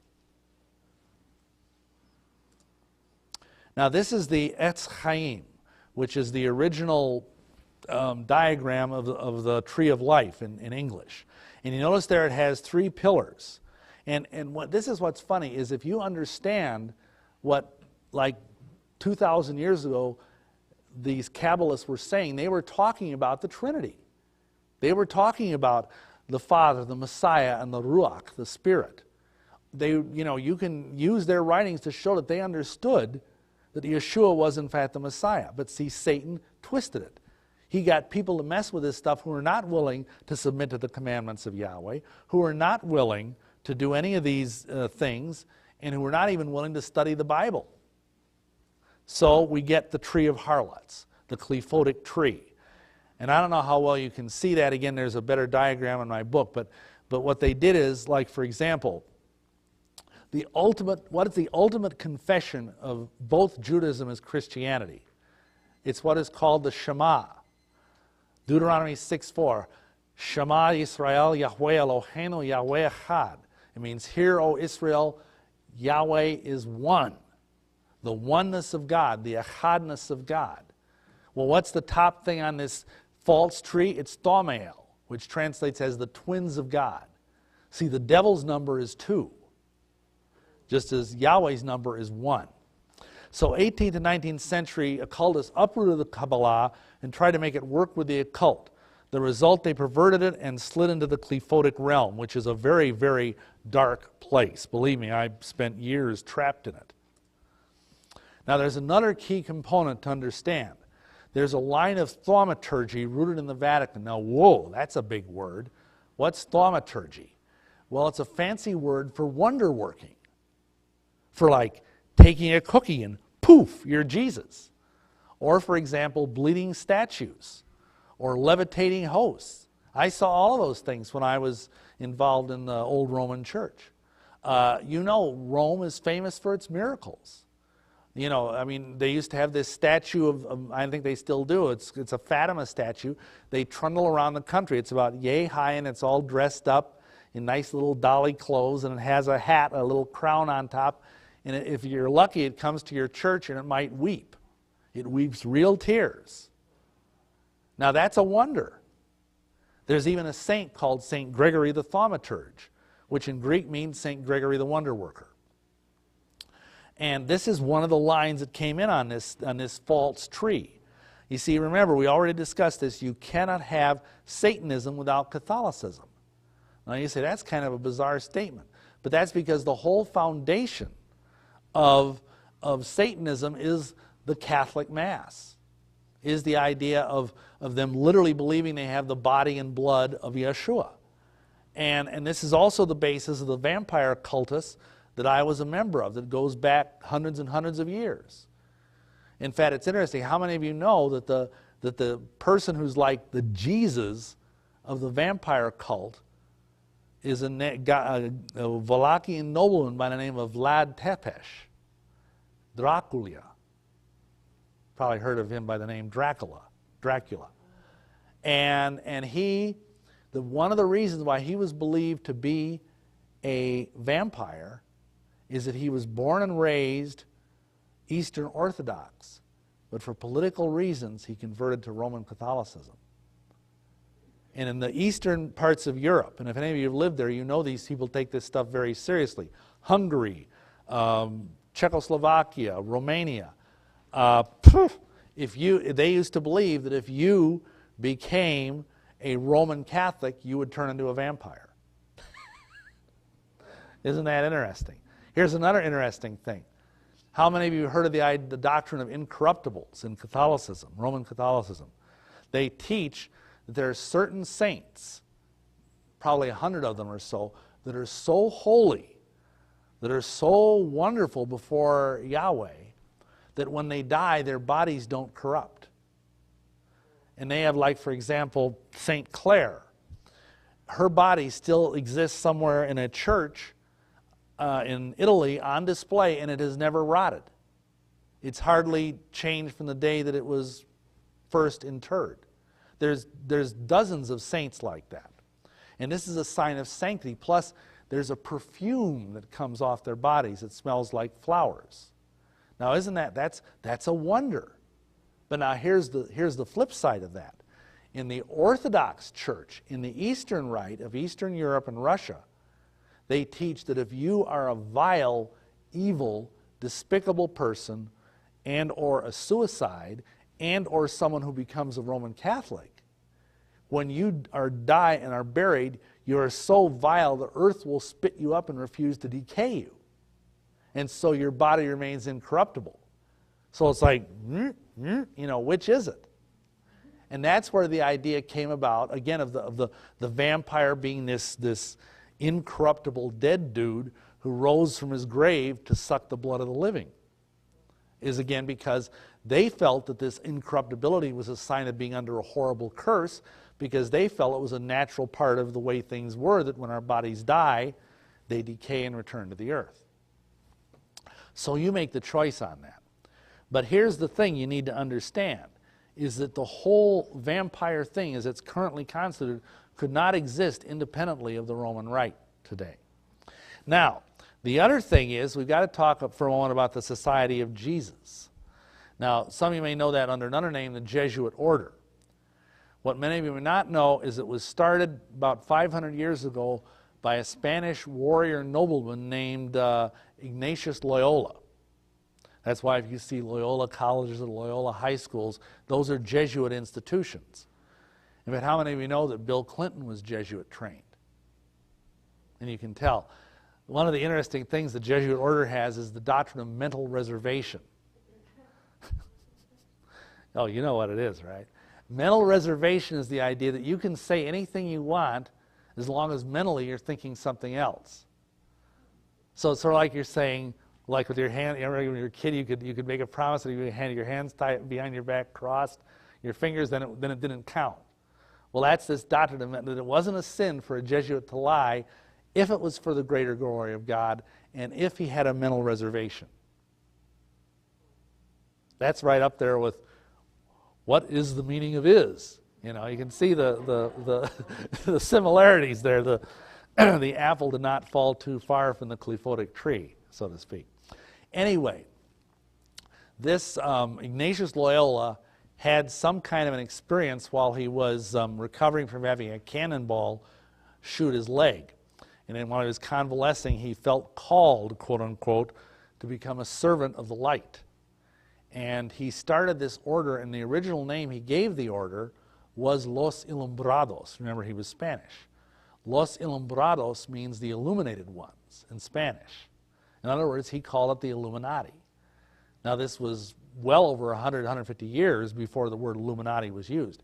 Anyhow, he taught to the Pope. The Pope thought that wasn't a good idea, so instead they called it the Society of Jesus, because that sounds so much nicer than the Illuminati, doesn't it? But what's funny is if you study the Jesuits, as they are called, they are the most disciplined of the Catholic clergy. They're the most ruthless of the Catholic clergy, and they go through very extensive mental exercises called the spiritual exercises of Ignatius Loyola, which basically teach you Hermetic magic. They teach you how to do mental magic, even though they don't call it that. In fact, one of the leading occultists of the 20th century, Dion Fortune, she was the most prominent feminine occultist of the 20th century. She said, if you can't find an occult fraternity or an esoteric order to join to learn how to do ceremonial magic, and if you happen to be male, join the Jesuit order. They'll teach you the exact same thing. So, anyhow, down through the years, you will find the fingerprints of the Jesuit order on much of Illuminism. In fact, what's interesting is one of the principles of Illuminism is you create these false oppositions, like, for example, Nazism and Zionism, or capitalism and communism. You create these false things and then you put them together and work something out. Well, what's interesting is very early on in the history of modern Masonry, Catholicism came out against it big time. And up until the pontificate of John Paul II, if you became a Mason like that, you were excommunicated from the Roman Church. Did you know that? But he removed that restriction, the last pope. What's interesting is the Scottish Rite is the most esoteric and anti-Christian branch of Freemasonry. of the two that exist in America. And there's a lot of evidence to indicate that the Jesuits helped write the degree work for the Scottish Rite. So even though publicly the Jesuits and the Masons are at each other's throats, privately the Jesuits helped create one of those prominent branches of Masonry. So here's these two magical currents. You'll notice the two red lines there going down. Notice there's three columns. And the one red column that is, I guess it would be on your right, is the false Cliphotic Kabbalah of the apostate Jews and occultists. And then the one on the other side is the Catholic current of apostate Christendom. But what's this middle pillar? What about that? Well, the middle pillar is the joining of the other two to form the chametz, the leaven of Protestant Christianity, which I submit to you is Freemasonry. Because Freemasonry is in most Protestant churches. I mean, except for maybe a handful of either very, Pentecostal type churches, and even they're not safe anymore. In a few fundamentalist churches, some of the real strict Lutherans like Missouri Synod and Wisconsin Synod Lutherans don't allow you to be a Mason. There's a handful of those groups. But for the most part, like the largest Protestant denomination in the world, what is it? The Southern Baptist Convention. Dr. Walter Martin used to joke that he said, he was Southern Baptist, he says, the Southern Baptists are growing so fast that by the time of the year 2000, there'll be more Southern Baptists than there are people. And the Southern Baptists will not condemn Freemasonry. More than half the pastors in the Southern Baptist Convention are Masons. And there's jokes about how if the Southern Baptists kicked out the Masons, there'd be only about a quarter left of their church membership. So these two things have come together, and the middle pillar, quote unquote, is Freemasonry and Illuminism. And that's why we have the problem we have today. This is what is called the doctrine of convergence. Now in Masonry, especially in Scottish Rite Masonry, you're taught about the royal secret. When I was made a 32nd degree Mason, and you saw the certificate back a few minutes ago, I was made a sublime prince of the royal secret. My, don't that sound fine, though? Sublime prince of the royal secret. I'm a sublime prince of the royal secret, The funny thing is, if you ask a Scottish Rite 32nd degree Mason, what's the royal secret? I don't know. They might quote you some motto, like my hope is in God, which is the motto of the Scottish Rite. But they don't know. They don't know what it is. One Scottish Rite Mason in 1,000 knows what the royal secret is. But this royal secret has come down from the days of Nimrod, the days of Babylon, to this very day. And I'm going to trace out its path. You got the Babylonian mystery cults and Egyptian mystery cults. Why do I call them mystery cults? Because as I mentioned earlier, you were not allowed to just walk in the door and see what they're doing. You had to go through rituals, harrowing ordeals, and initiations. And both the Babylonians and the Egyptian mystery cults were based on what is a very common theme in all of this. S-E-X. Sex. Because these people worshipped the fact that nature, including human beings, could make more of itself. That was really neat. Like, wow, a baby, poop, there he is. They didn't get it. They in fact, the Egyptians originally were so out of it, they didn't realize that a guy was even involved in making the baby, because it took 9 months for the baby to get done in the oven and emerge, So they thought this was a great miracle, and it is a great miracle. But again, like Paul says in Romans 1, they're worshiping the creature rather than the creator. But that's why if you look all over Egypt, for example, you'll see pyramids, you'll see obelisks. What's an obelisk? Well, look at the Washington Monument. That's an obelisk. Look at the thing that's in the center of St. Peter's Square. It's an obelisk. It's a symbol of the male organ. And that's what they worship down through the centuries. And we'll talk more about that in a little bit. Then there's the Cliphotic mystery religion that started about 100 BC. And then right about the time Christianity was just gathering steam, along came these Gnostic mystery religions. Now, what's Gnostic mean? Well, it comes from the Greek word gnosis, which means knowledge. And Gnostics were people who believed you had to be saved by secret knowledge. They thought that the simple gospel, as presented by John and Paul and the apostles, oh, that was too easy. They said to themselves, any doofus could do that. And these were Greeks. You know, the Greeks, they were really puffed up about how smart they were. I mean, they had Socrates, they had Plato, they had, you know, Euripides. You know, you've heard the joke about the Greek tailor. He says, Euripides, Eumenides. Sorry. I'll try not to do that again. Anyway, and so they wanted something real complex. And so they came up with this idea of all of these aeons and archons and layers of heaven, and just everything was super, super complicated. And along the way, the Gnostics also came up with the idea that matter was evil and that spirit was good. And so therefore they taught a heresy of Christianity that was technically called Docetism.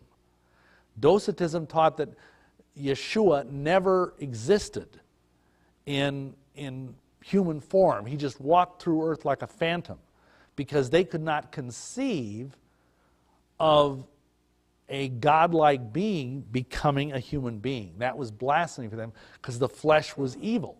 And see, that's why John, when he wrote his gospel, remember the first chapter of John? They call it the prologue.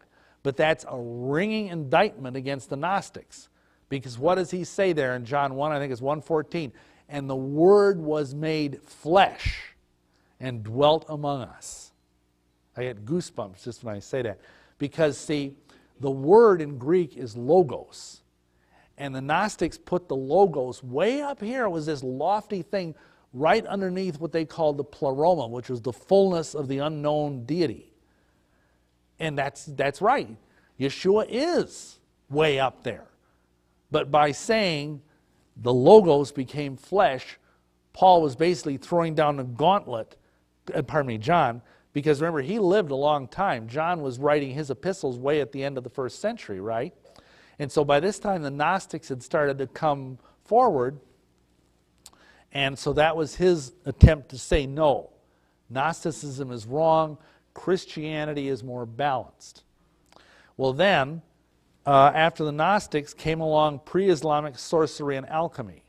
Now a lot of people don't realize that Islam started in the 6th century, but before that there was this real strange culture of Arabs and Bedouins and whatever that existed in the Arabian Peninsula. And there was a lot of sorcery going along, a lot of alchemy going on. In fact, the very word alchemy, one of its meanings is from Chem, al-Chem, the Chem being a city in Egypt. So there was a lot of weird occult stuff and it's funny, even after Muhammad came along and brought in a kind of monotheism, there was still a lot of magical stuff going on. Then we have, around the year 1000, the assassin cult. Now this is where the steam really starts rolling in terms of the conspiracy. This was started by a fellow named Hassan-i-Sabah. Now Hassan-i-Sabah was called the Old Man of the Mountains, and he lived in the Alamut Mountains, in I think what is now modern-day Iraq, although I could be wrong on that. Anyway, he was the head of a sect of Islam that's still around to this day. It's a very tiny sect, and it's persecuted by the Sunnis and the Shia sects of Islam. It's called the Ishmaelian sect of Islam. And this guy was like its caliph, is the word they use in Arabic. He was its head. And he knew he had the whole world of Islam ganging up on him.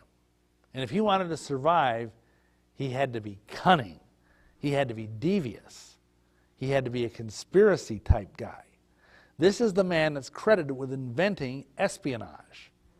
This is the man that's credited with inventing the idea of a mole. And by mole, I don't mean some little rodent that's out there digging up your yard. And in espionage, a mole is when you take an agent and bury him deep inside your enemy's organization for like maybe a decade, maybe 15, maybe 20 years, and leave him sit there. Everybody thinks he's fine, and then at a key moment, the mole comes up and somehow betrays you. Hence the word mole. And So here's how he did it. This guy had the first mind control cult. He had this beautiful castle in the mountains of Alamut. And he would, if someone wanted to join his group, he would invite them to the castle. And at this point, he would give them the most sumptuous meal imaginable. What he didn't tell them is that meal was laced with hashish. Now, hashish is a very concentrated distillation of marijuana. And it's fun. I've used my share of it, I'll tell you. I mean, it is it's a very powerful thing in that it makes everything taste better, feel better, smell better. You may have heard, like, people that smoke marijuana, they get the munchies. You know, they go through 5 bags of potato chips in 1 hour, you know. It's because everything tastes so good. Well, this is even more so. So he gives these people this stuff without telling them what it is. And it was his own special blend of Alamut hashish. And when they were thoroughly whacked out of their minds, he would have them led into this inner garden of his palace. And this garden was just gorgeous. I mean, palm trees, fruits everywhere. And there were these beautiful girls that were there to service these men in any way they wanted, you know, sexually. And when the guy started coming down off his high, he would bring him back and plunk him back at the table. And after the guy was sober enough to understand what was going on, he says, "Do you remember what you've just experienced?" And the guy says, you know, he says, "That is paradise. I have just shown you paradise.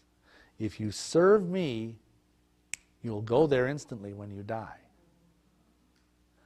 And these guys bought it.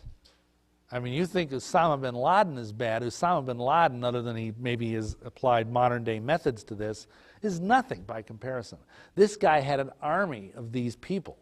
And you know, one time his castle was surrounded, and the head caliph of another army came forward and said, "Well, if you surrender, we'll let you live." And he says, "No, you're going to surrender." And the guy says, "Why would I do that? I outnumber you 10 to 1.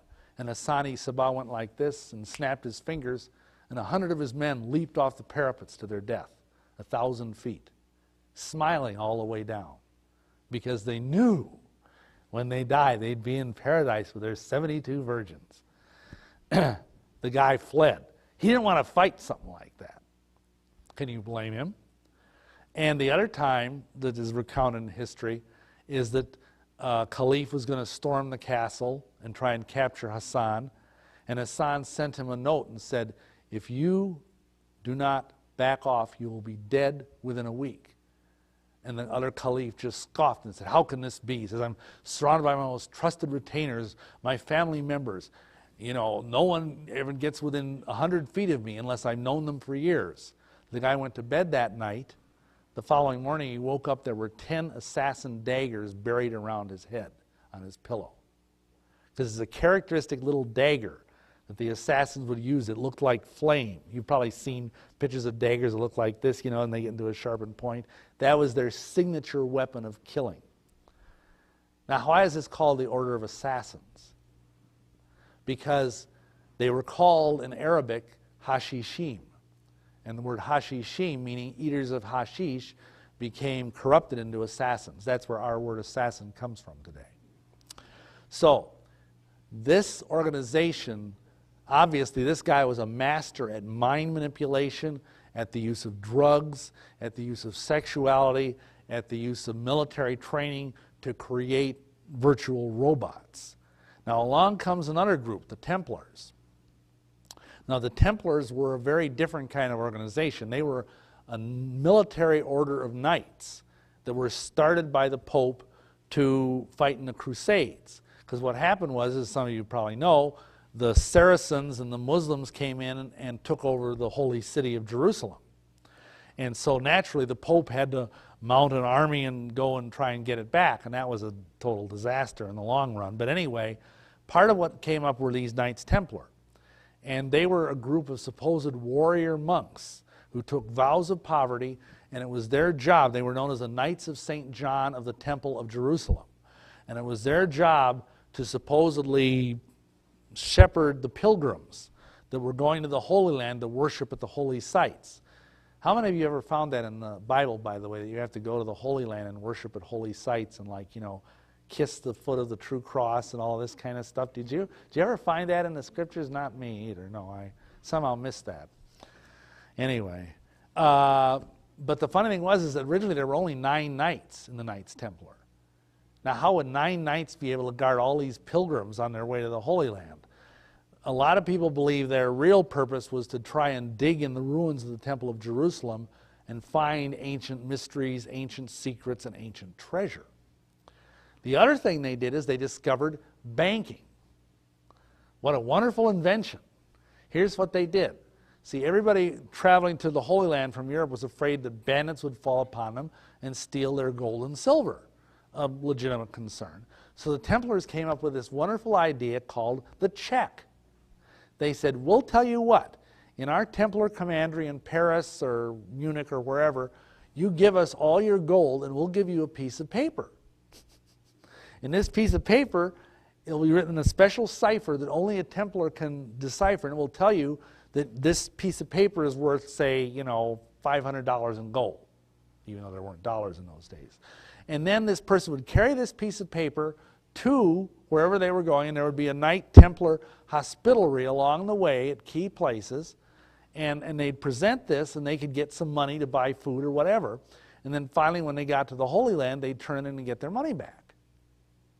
And of course, they made a little interest in the process. For a small banking, you know how you get these banking fees every month? Oh, a little fee here and there. They became incredibly wealthy. They became more wealthy than anybody can imagine. They were richer than the Pope.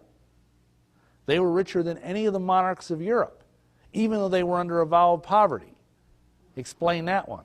But you see, that's because the individual knights, oh, we don't even own the clothes on our back. But yet the order was wealthy beyond anybody's dreams. And what they did is, see, they started loaning money to the kings and the emperors around them.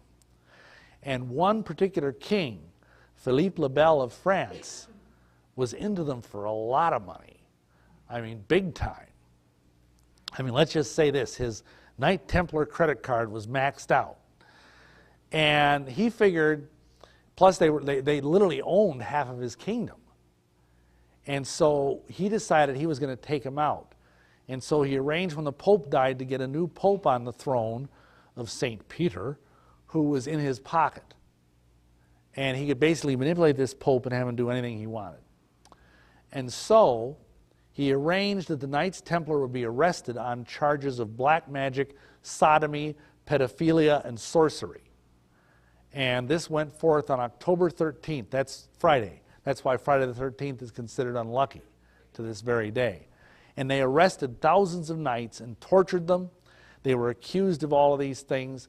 And it's hard to totally separate what's, because obviously if you're torturing somebody, you can pretty much get them to say anything you want them to. But some things, even in England where they weren't tortured, they taught about how they worshipped a deity called Baphomet, which was variously described as either being a skull or being a goat-headed man or being a three-faced head. And to this day, the origin of the name Baphomet is somewhat mysterious. Some people even say it's a corruption of the name Muhammad, which is one way of saying Muhammad. But nobody knows for sure. Some have speculated among the esoteric people, the magicians and sorcerers, that it means son of Mithra, Bapho-Mitra. And Mithra was a false Christ figure that was running around in the days of the apostles back in the 1st century. And the Mithra cult was going right along with the beginning stages of the believers in Yeshua, but it died out, and of course the church grew. Well, what happened was the last Knight Templar Grand Master was captured in this raid that went all over Europe. His name was Jacques de Molay, and some of you may recognize that name as being a name of a youth order in Masonry. And he was tortured, and he and his, I forget what the guy's name was, who was like his right-hand man, were finally condemned to be burned at the stake. And as they were being burned at the stake, he hurled a curse at the King of France and at the Pope and said, I now go before a tribunal far more just than yours. And you both will be joining me at that tribunal within the year. And both the king and the Pope died within the year. Now, some people say it was because of black magic. Some people would say it was because of assassins that slipped something naughty in the breakfast food of the king and the Pope. Who knows? We don't know for sure, but here's my point. While the Templars were in the Holy Land, there's a lot of indication they cross-pollinated, maybe literally, with the assassin cult. And they brought back a lot of these secret doctrines of the assassins to Europe, where it spread like a virus. Now remember, they were all driven underground, the Templars. Some of them, though, knew this was coming. They had some sort of warning, and the fabulous Templar treasure was loaded on some ships, and the best anybody can figure is that they sailed around the Mediterranean, through the Straits of Gibraltar, and up to Scotland, which is where they hid the treasure. And that's why today we have Scottish Rite Masonry. And in fact, you can go up today, and we've done this, to Scotland, and find tombstones that are almost 900 years old that have Templar symbols on them and Masonic symbols on them, which are very much the same thing. But for the most part, the Templars went deep underground, and they emerged about 150 years later in a different format as the Rosicrucians. Now, the Rosicrucians are another occult society, and I'm not going to get into great detail about them, except they're the brethren of the Rosy Cross. And the rose symbolizes the feminine mysteries, and the golden cross symbolizes the masculine mysteries. So we're back to this and that. It also has a sexual magical connotation, which I'm not going to get into. But the thing is, again, the Rosicrucians were the custodians of the same secrets that the Templars had, that the assassins had. And here's what's interesting. The very first time the word Mason appears in written English is in the context of Rosicrucian.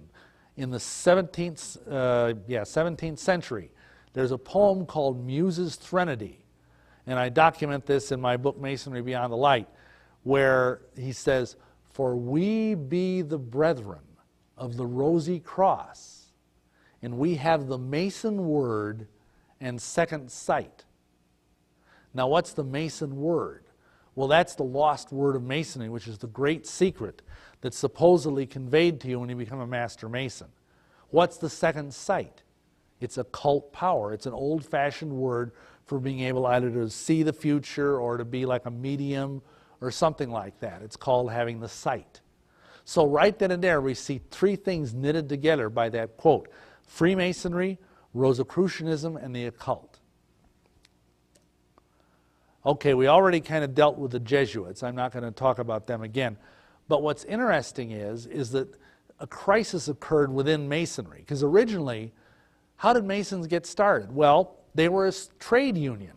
Very much like today, you have like the Plumbers Union or the Stonemasons Guild or the Carpenters Union. And think about it. Back in those days, hardly anybody read. Everybody was illiterate. You know? It's like the sign I literally saw this sign in Milwaukee on a school. It said, "Illiterate, write for free help." Anyway, the point is that nobody could read except a few priests and scholars. And so how do you know if someone's a Master Mason and is able to receive master's wages? Because they have the 3 degrees, just like I think, and I'm not a tradesman, but I mean, I know they have in many of these groups like carpenters, what they have, like an apprentice, and then you become like a journeyman, and then you become a master, like a master carpenter or a master stonemason, and you get more money. The higher up in the ranks you get. Well, it's the same thing in Masonry. You have entered apprentice, fellow craft, and master mason. And how do you know what the guy is? Well, here's what they came up with.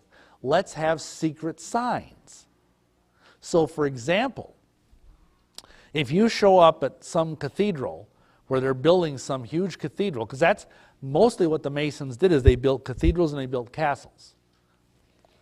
So you're at this cathedral, and you walk up and you say, "Hi, I'm a master mason. You got any work?" And the guy who's like the foreman of the site would say, "Well, how do I know you're a master mason?" And he would go like this. And that's the sign of a master mason. Or he might give a secret word. So, that's how it all started. And for centuries, that's why have you ever looked either in person or like maybe on the Discovery Channel or whatever at close-up pictures of these cathedrals? They're, first of all, masterpieces, but secondly, they're full of occult symbolism. Like to this day, nobody can figure out how they did the windows of Chartres Cathedral. The light that comes through those windows is just supernatural. And the symbolism, there's not a lot of Christian symbolism in most of these cathedrals. There's gargoyles, there's caryatids, there's demons, there's unicorns, there's all this weird stuff. You know why? Because those were catechisms in stone. You all know what a catechism is. It's something that you use to teach children or youngsters about the faith. I remember the Baltimore Catechism. Who is God? God is a supreme being, infinitely perfect, who made all things. I still remember that from first grade. And, you know, what they would do is, because again, these people couldn't read, is the old master mason, as he was getting on in years and to the point where he was thinking maybe his memory would fail, he'd take the young fellow crafter, the young apprentice under his arm, and he'd take him up to some place like the rose window of Notre Dame Cathedral. What does Notre Dame mean? Our Lady. And it doesn't mean the Virgin Mary either. And there's this beautiful rose window. And he would show this guy, the young apprentice, what all these different things mean. And he would explain it. All these esoteric symbols. And that's how it was passed from generation to generation. Because they knew these cathedrals in stone would last for centuries. And indeed they have. That's where the expression, you ever heard the expression sub rosa? It's Latin and means under the rose. And it's an expression that means to say something secretly. I'm going to tell you this sub rosa. That's where it goes back to the fact that the true inner secrets of Masonry would be conveyed under this rose window. So, the crisis that I mentioned a couple of minutes ago is the fact that the Protestant Reformation hit. Now, what was the big issue with Martin Luther and the Protestant Reformation? Other than, you know, salvation by faith alone, you know, sola scriptura, sola fide, only the Bible, only faith. Well, it was indulgences. Because there was this clown, Johann Tetzel, that was his name, honest, and he was running around Europe raising money to build these awesome cathedrals by selling indulgences. And he'd go up to some rich guy, and he'd hear his confession. And the guy would say, "Bless thee, Father, for I have sinned. I committed adultery with, you know, somebody." And he'd say, "Oh, that's a big sin. If you give me 500 ducats, it's absolved," just like that. And you could even murder somebody. That might cost 1,000 ducats. And this was a huge abuse, you know, because it was taught that Yeshua, when he died, this is Catholic doctrine, that when he died, he laid up this enormous depository of grace, kind of like a Fort Knox of grace. And that then when all of these saints died, like St. Francis or St. Benedict or, you know, whatever, that they were also better than they had to be. They were perfect. And so they raised up additional storehouses of grace to add to this huge pile of grace that's sitting up there somewhere in heaven in this bank vault. And the Catholics teach that the Pope, when he was given the keys of Peter to bind and loose, you know, you all know that passage in Matthew 16, that's one of those keys opens up this storehouse. And so if you give money to Peter, to the Pope, he can unlock some of this grace and sort of poosh, dump it on you and forgive you your sins.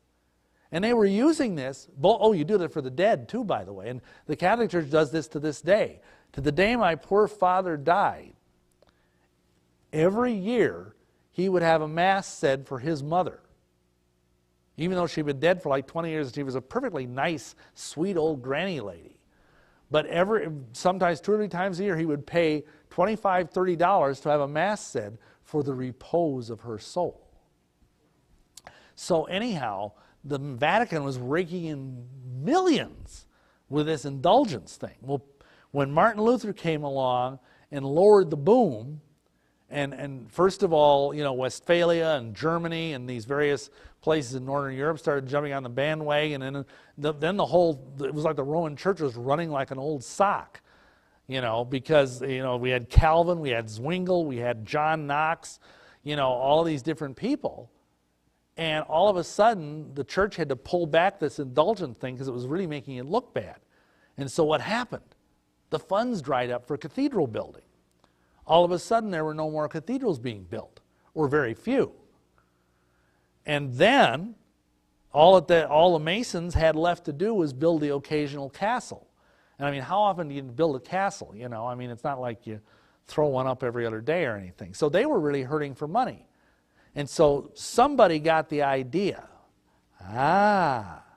let's start letting non-Masons, non-real stonemasons that are just lay people, let's charge them money and let us join them. And we'll teach them our secrets, but they don't have to actually be stonemasons. And this is where you see up there on the thing, around 1600, the division between operative Masons and speculative Masons. Operative Masons are the ones that actually know how to use a trowel and that can, lay a brick and all of that good stuff. Speculative Masons were being admitted at this time. And we'll talk a little more about this later, but they were basically philosophers and occultists and a lot of idle rich noblemen who had nothing better to do with their time. From that came, about 100 years later, it was getting kind of chaotic because there were all these lodges doing different things.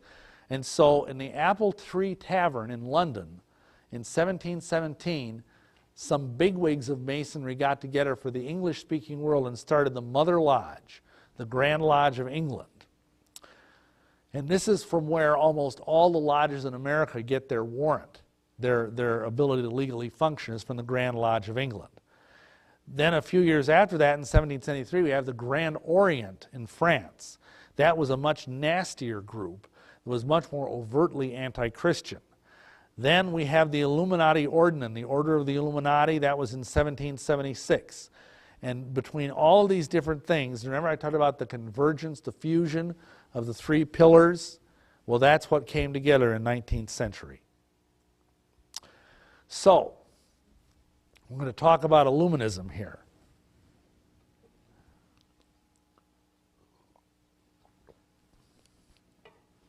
The Illuminati organization was started by a gentleman by the name of Adam Weishaupt, who was in fact a Jesuit-trained professor of canon law at the University of Ingolstadt. And he was a very brilliant man, and somehow or other, he got his hands on some of this Islamic mysticism and magic from the Order of Assassins.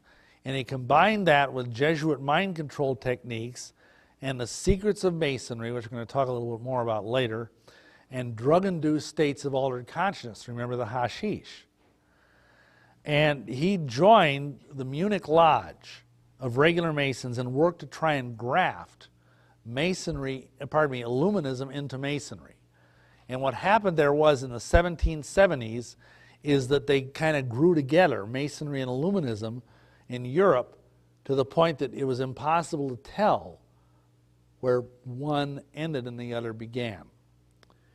And what he wanted to do, his goal, was to overthrow Christendom and introduce a system of philosopher kings, of which he would be the supreme leader, naturally, because he was the wisest guy on earth. And anyway, that they would reign as benign dictators over the entire world. This was his goal. The total eradication of religion, the total elevation of reason, because he felt religion was irrational. And he divided up into 5 degrees. You'll find a lot of 5s in Illuminism. And I was initiated into the first of those 5 degrees. The illumination he provided was gained through hashish, through meditative practices from the Jesuits, and put those things together to attain Luciferian consciousness, the same thing that happened to me.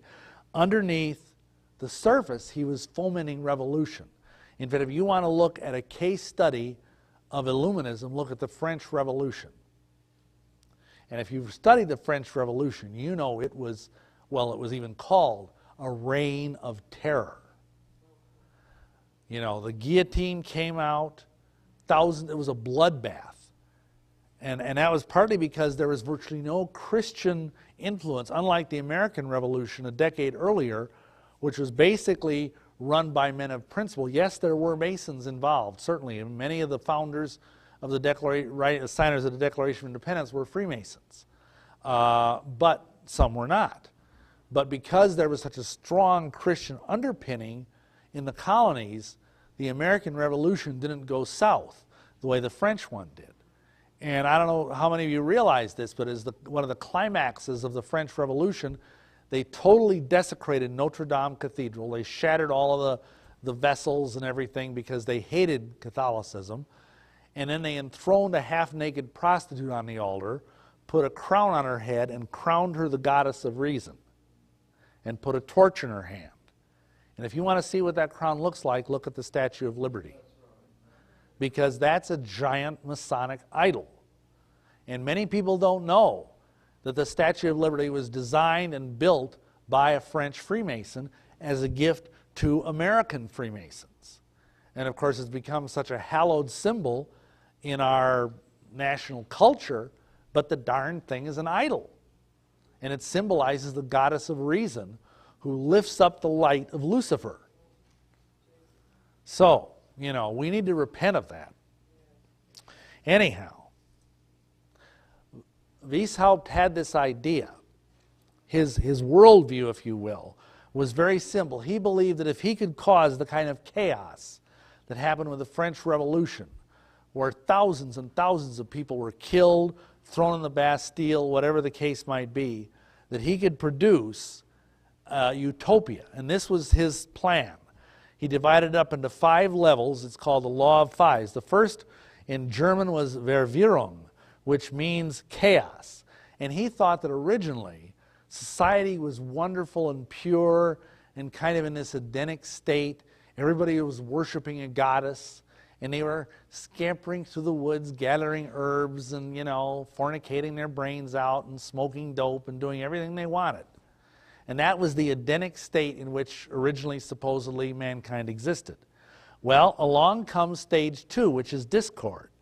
And this is when a ruling class emerges, as it always has to, and they take power. They start running things. And he saw this as the emergence of patriarchal religion, i.e. Judaism and Christianity, and people who are trying to take the fun out of everything. So this causes a resentment among the people that aren't on top, and they rebel, and that causes the third stage, which is confusion. Here people attempt to restore a balance between the 2 previous forces, to reprogram human nature to make it fit into stage 2, and this brings the introduction of a devil-like figure into the patriarchal religion. In other words, the monotheistic patriarchal religions have to make up a devil figure to blame everything on. So he claims that's where the idea of Satan came from. Then this leads to the most horrible stage of all, bureaucracy. Okay? The attempted synthesis of stage 3 fails, and a philosophy emerges where everything must be carefully tracked because the average person can't be trusted to run their own life. They need the government to watch out for them. And everything in their life is micromanaged. You know, they can't hardly, you know, go to work without having everything be monitored.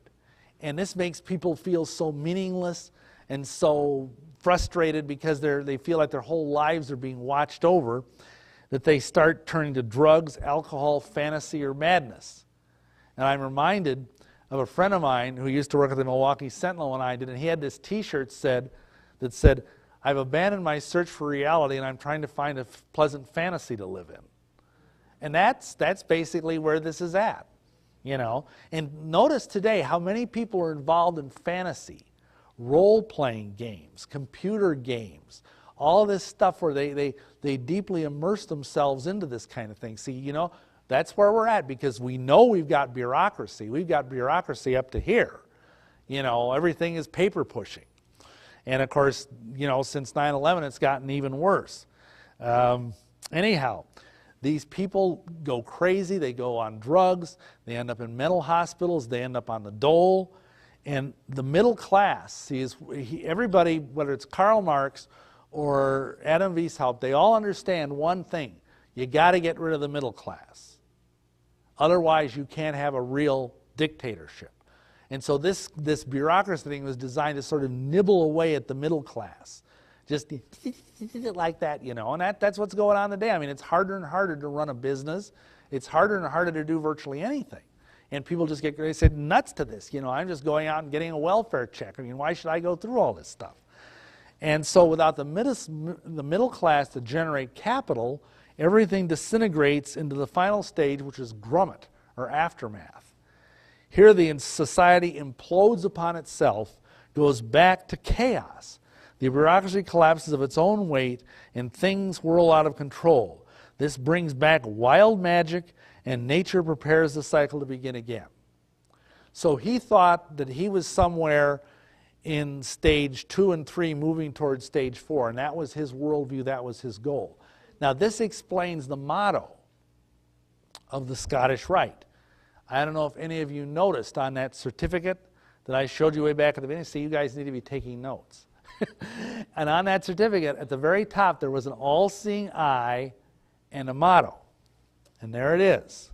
That's a little fuzzy, I'm sorry, but it says Ordo ab Chao, which means order out of chaos. And someday, if I get the time, I'll tell you about the sacred cow, C-H-A-O. Anyway, that's an icon within Illuminism. Anyhow, this is the goal of Masonry, is to create chaos and then bring order out of chaos, but of course to have that order be this benevolent dictatorship. Now for my two words, my two favorite words in the English language. You know what they are? But God. ... Fill in the blanks. What happened was, Yahweh had other ideas. In the middle of this, everything that was going great. What happened was, a courier, an Illuminati courier, was galloping through the night with secret messages to another, from Weishaupt to another person, I think it was in Austria. And you're going to love this. He got hit by lightning. You know, he had an illuminating experience. But God. And so this guy was found laying in this meadow, a total crispy critter, and there was a saddlebag full of all of these secret notes. And in them were all these plans to overthrow the crown heads of Europe. And so a warrant was immediately sworn out for Weishaupt's arrest. The Illuminati basically was kind of disbanded. He fled. Nobody knows for sure where he went. In fact, there's this, I think, totally apocryphal story that he came over to America, assassinated George Washington, and took his place. Because you notice how much he looked like George Washington in that picture? Of course, let's face it, folks, you put anybody who has a noble nose, you put a white wig on them, they're going to look like George Washington, amen? You know, but anyhow, there's that story. I don't put a word of truth in that, but anyhow. So, that was in 1785. The order was broken up. Now, notice what had happened here. This was a fusion of sorcery and statecraft. And that's brought even a higher level in the 19th century by Albert Pike and Giuseppe Mazzini. It has tooled Freemasonry and the conspiracy behind it into the dangerous machine that it is today. Now, how do you get to be illuminated? I'm sure you're all going to want to sign up after you hear this, okay? The first level is what is called adoption. Now remember this, the devil is a copycat because he can't do anything original. All creativity resides in Yahweh, amen? So once Satan separated himself from Yahweh, there's nothing he could do. He couldn't come up with anything, all he can do is copy.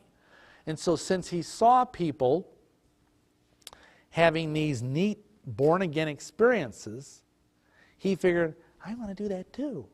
And so he came up with this idea of adoption. Because remember, what happens when you get born again? You're adopted into the family of Yahweh. You're brought in to the body of Messiah. You're translated out of the kingdom of darkness into the kingdom of his dear Son. And so Satan wanted the same thing. And so he wanted something that would legally make you his son, quote unquote. Just like when you get born again, you legally, juridically become a son or daughter of the living Elohim. So this is what happens when you become a master mason. You are adopted into the family of Lucifer, whether you know it or not. When you kneel at that altar and you swear an oath, and there is a kind of sort of low-grade illumination that's given every entered apprentice, which is the lowest level of masons you can be. You're kneeling at this altar, and you got your hands on the Holy Bible, square and compasses, even though at the time you don't know it because you're blindfolded. And the worshipful master is reading to you from Genesis 1:1. And when he comes, well, first there's a thing before that I forgot to say. The worshipful master, who's like the head of the lodge, he comes down from his throne and stands right in front of you. And he says, you're kneeling there, blah, blah, blah. He says, my brother, in your present condition, what do you most desire? And the fellow who's guiding you whispers in your ear, light. You say, light. And this actually happened. Some of you heard me tell this story, but real hot initiation one night in June. Very hot. No air conditioning in the lodge. We had this really heavy set guy. He's kneeling at the altar in his blue jammies, just sweating like crazy. I mean, there's this puddle of sweat around him on the floor. And we got to this point, and I was supposed to be the guy I was standing there to guide him. And he says, my brother, in your present situation, what do you most desire? And before I could say anything to him, he says, a beer. Now, mind you, this is in Milwaukee. Okay, so you can understand that. And of course, everyone, like that, you know. And I got down and he says, no, light. And the guy says, light beer, dark beer, I don't care, just give me a beer. True story. Anyway, the point is that you say light. And at this juncture, the worship master says, my brethren, assist me in showing our new brother the light. And then he reads Genesis 1. And what you don't know, you're kneeling here at this altar thing, is that there's like about, 10, 15, however many masons there are present. They're all lined up around you in a straight line, standing like this, which is the sign of an entered apprentice mason. And he says, when he comes to the point where it says, and God said, let there be light, everybody claps their hands together. They rip the blindfold off. And you see before you, totally dark room, just illuminated with a spotlight on the Bible and the square and compasses and 3 burning tapers. And that's a kind of very mild illumination. And then you're told that you're observing the 3 great lights of masonry by the 3 lesser lights. And if you care to know, the 3 great lights of masonry are the Holy Bible, the square, and the compass. And the 3 lesser lights are burning tapers, but symbolically, they're the sun and the moon and the master of the lodge, the worshipful master. And I love what my brother Harmon Taylor, who used to be the Grand Chaplain of the state of New York, said. He said, Yeshua is the only worshipful master. Anyway, so that's adoption. Basically, something is done to you. You make a commitment. And Masons, for the most part, do not understand this. But when you kneel at that altar and swear that oath, you have bowed the knee to Baal. Essentially, you have bowed the knee to Lucifer. And at that moment, you're adopted into Lucifer's family, even though you don't understand that. And again, that's how the devil does things, you know. Why should we be surprised? Well, the next step is illumination. And this is when you get to the point that you begin to see the light. This is done through drugs, this is done through meditation, this is done through trance work. and gradually you begin to acquire occult power. Your third eye is opened. That's up here, folks. It's called the Ajna Chakra in Hinduism, and it's believed that this is where you get the sight from. And through all these different disciplines, you gain these occult practices. And you can start seeing spiritual light everywhere, like auras and stuff like that. That's what illumination is. Then you get to the third stage. And then, at that point, you get into conversation. This is communion with the mighty dead. My, don't that sound fun? You know, you can talk to Plato. You can talk to Nero. You can talk to Aristotle. My, you can even talk to Jesus. Communion with the mighty dead. And these people come into you. They possess you. And the teaching is, the metaphor that I was taught, it's like, you know, when you buy a new pair of shoes, and even no matter how well they fit, you kind of got to wear them a while to break them in, you know. Well, it's like that with our souls. That these high-level beings, these ascended masters, these great archons of the universe come into you, and at first we're tight like a new shoe, and gradually they push us, they whatever, I don't know what they do, but anyhow, and sometimes it's literally they push us, and you gradually become more enlightened. Your consciousness is expanded. You become more and more enlightened. And I'll tell you a true story about this that happened to me. When I was going through some of this stuff, I had a very high-level spirit guide, doctor of divinity, come into me because I was also a trance medium. And this was a very high-level being, supposedly. And I was laying there, you know, with my wife because she was like taking notes and making sure I didn't freak out while I was in this trance state. And all of a sudden, I started breathing real fast, and my face started getting really red, and I was sweating, and I started actually growing physically. My body, you know, I don't know if you ever remember that old TV show, The Incredible Hulk, you know, where he'd start expanding and his shirt would rip. Well, I was wearing this, I felt so bad after the fact. My wife had made this beautiful velvet purple robe for me. And I just ripped out of it. It was like I hulked out. I swelled up like a tick. And my eyes were just turning red, and they looked like they were going to pop out of their sockets. And she was freaking. She didn't know what was going on. It was this high-level guide, you know, coming into me. But by the time that was over, I had streaks of gray all through my hair. And later on, these wonderful spirit guides told me, oh, well, that experience aged him 5 years. Now he'll die 5 years before his time. Gee, thanks, fella. I mean, I don't receive that anymore in the name of Yahshua, but, you know, that's how that's supposed to happen. After that, I was much more open to the awesome blandishments of the ascended masters. Well, then the next stage is Congress. And no, I don't mean the branch of government. This is a fancy word for sexual introitus, intercourse, whatever. Except you're doing it with the dead.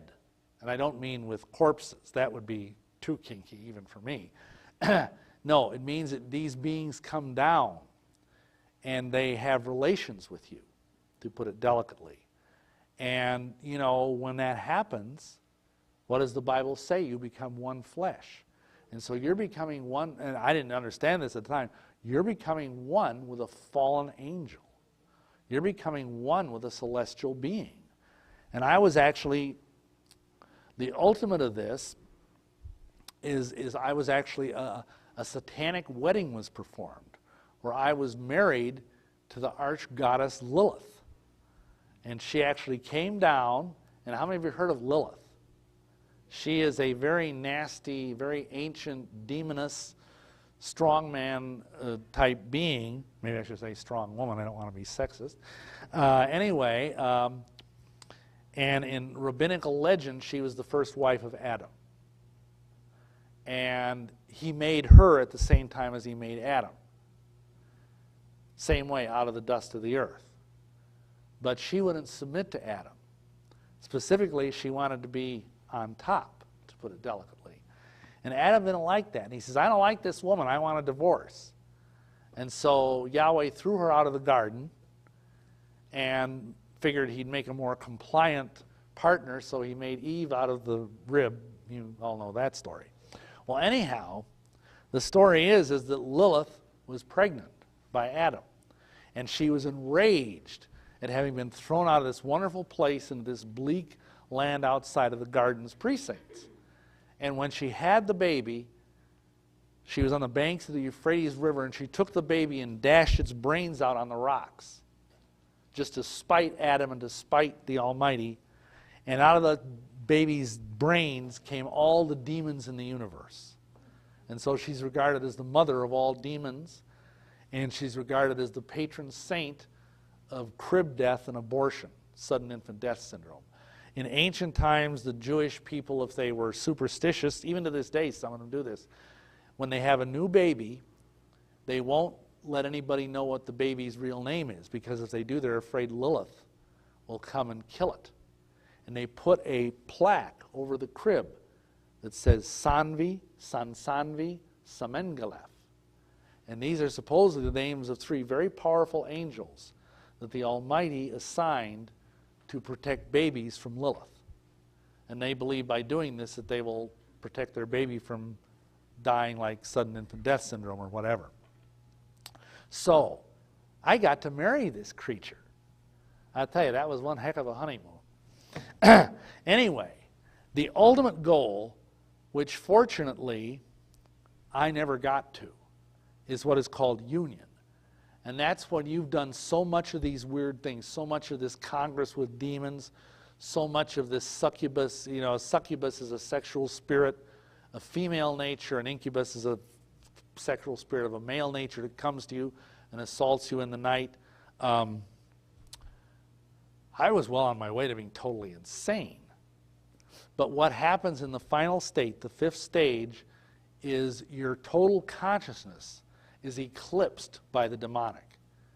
There ain't nothing left, you know, just the demons. And you're just totally given over to evil. In deliverance, such a person is called perfectly possessed, quote unquote, that's the term. Although there's nothing perfect about it. What that means is, though, that the person's just so surrendered. I mean, I can remember doing this, and I'm so ashamed of it. I would get down on my knees and beg more demons to come into me. You know, that's how bad, because it was a high. Whenever a new demon would come into me, it was like a real rush. You know, more power, more wisdom. The two blandishments of the occult, power and wisdom. So anyhow, this explains, this last couple of stages, why there is such a level of unanimity among high-level members of the conspiracy. Because people always make jokes, you know, when you talk about this stuff. You know, conspiracy was, you know, the government can't keep secrets. Nobody can keep these kind of secrets. It's not possible, you know. But what they don't realize is what happens at that stage, at the fourth and fifth level, is you have these demons within you. And they can read your thoughts. They're living in there, you know. Yeah, they got a whole apartment house set up there. You know, there's probably, you know, 1,500 of them. And anyway, if you even start thinking of betraying some secrets, pain, they know just where the pain centers are in the brain. And they can give you pain like you would not even imagine. I mean, forget childbirth, forget kidney stones, forget, you know, having a white-hot poker run through your hand. It's like nothing compared to this. And so they don't even get to the point where they pick up the phone to call the New York Times and rat out the conspiracy. Either they die of a brain hemorrhage or they behave themselves, one of the two. So that's why there's such unanimity. And the only way you can get out of this is through him. Because, I mean, we've seen this. We've actually seen people who are in this group come to us for deliverance, and until we started seriously praying, you could actually, I mean, blood would start coming out of their ears. Their eyes would start bleeding. Their face would just turn beet red. It's like they were hemorrhaging all over their bodies because the demons inside of them were fighting. And we would pray, and ask the Almighty to stop that, and it would. Gee, what a surprise. Prayer works. Hallelujah. You know, because greater is He that is in us than he that is in the world. And I don't want any of what I'm saying here today to scare you guys. Because if He can save me out of all this stuff, you know, that's how awesome He is. But this also goes a long way to explain some of the monstrosities we see in human history. I mean, how could Hitler do the things he did? A lot of people agree, looking at him, he was a combination of being totally demon-possessed and also very strung out on, believe it or not, methamphetamine. Hitler was a meth addict. So that's why you don't want to let your kids get into that stuff. You don't want them, you know, acting like Hitler. Why Pol Pot? Why Stalin? Why all of these monsters that we've seen down through the last 500 years? People that just can kill 50 million people at the drop of a hat, like Stalin did, or Mao Zedong, any of these people. It's because they are at this level that there is no vestige of conscience, no vestige of humanity, just like you would think nothing of stepping on a mosquito or an ant, they would think nothing of wiping out Somalia. It's just that simple. So, you know, there's engineered famines, there's engineered plagues, you know, all these different things are being caused by this group. That's how nasty they are. So anyway, unfortunately it doesn't get any better. Satan's virus and the cult of the child. Masonry's beginnings in occult philosophy are documented by me and others elsewhere. But there's something about the lodge which has always attracted magicians, and if anything, this has gotten worse in the last couple of centuries. There's always been this profound link between Masons and the occult. I mentioned how these rich guys, these noblemen, these idle philosopher types, occultist types started coming into Masonry. Well, here are three of the most famous. Francis Bacon. Some of you may have heard of him. He's the guy that wrote The New Atlantis, and his goal was to have America become an occult theocracy. Pure and simple. Another one, a little bit later, was the famous antiquarian Elias Ashmole. Both gentlemen are English, and Ashmole is a very famous antiquarian. Two of them were the two most famous early speculative Masons who were also deeply involved in the occult. And then finally we sail across the pond to America to our probably most celebrated Mason, Albert Pike. Albert Pike was a worshiper of Ahura Mazda, which is the Persian god of light.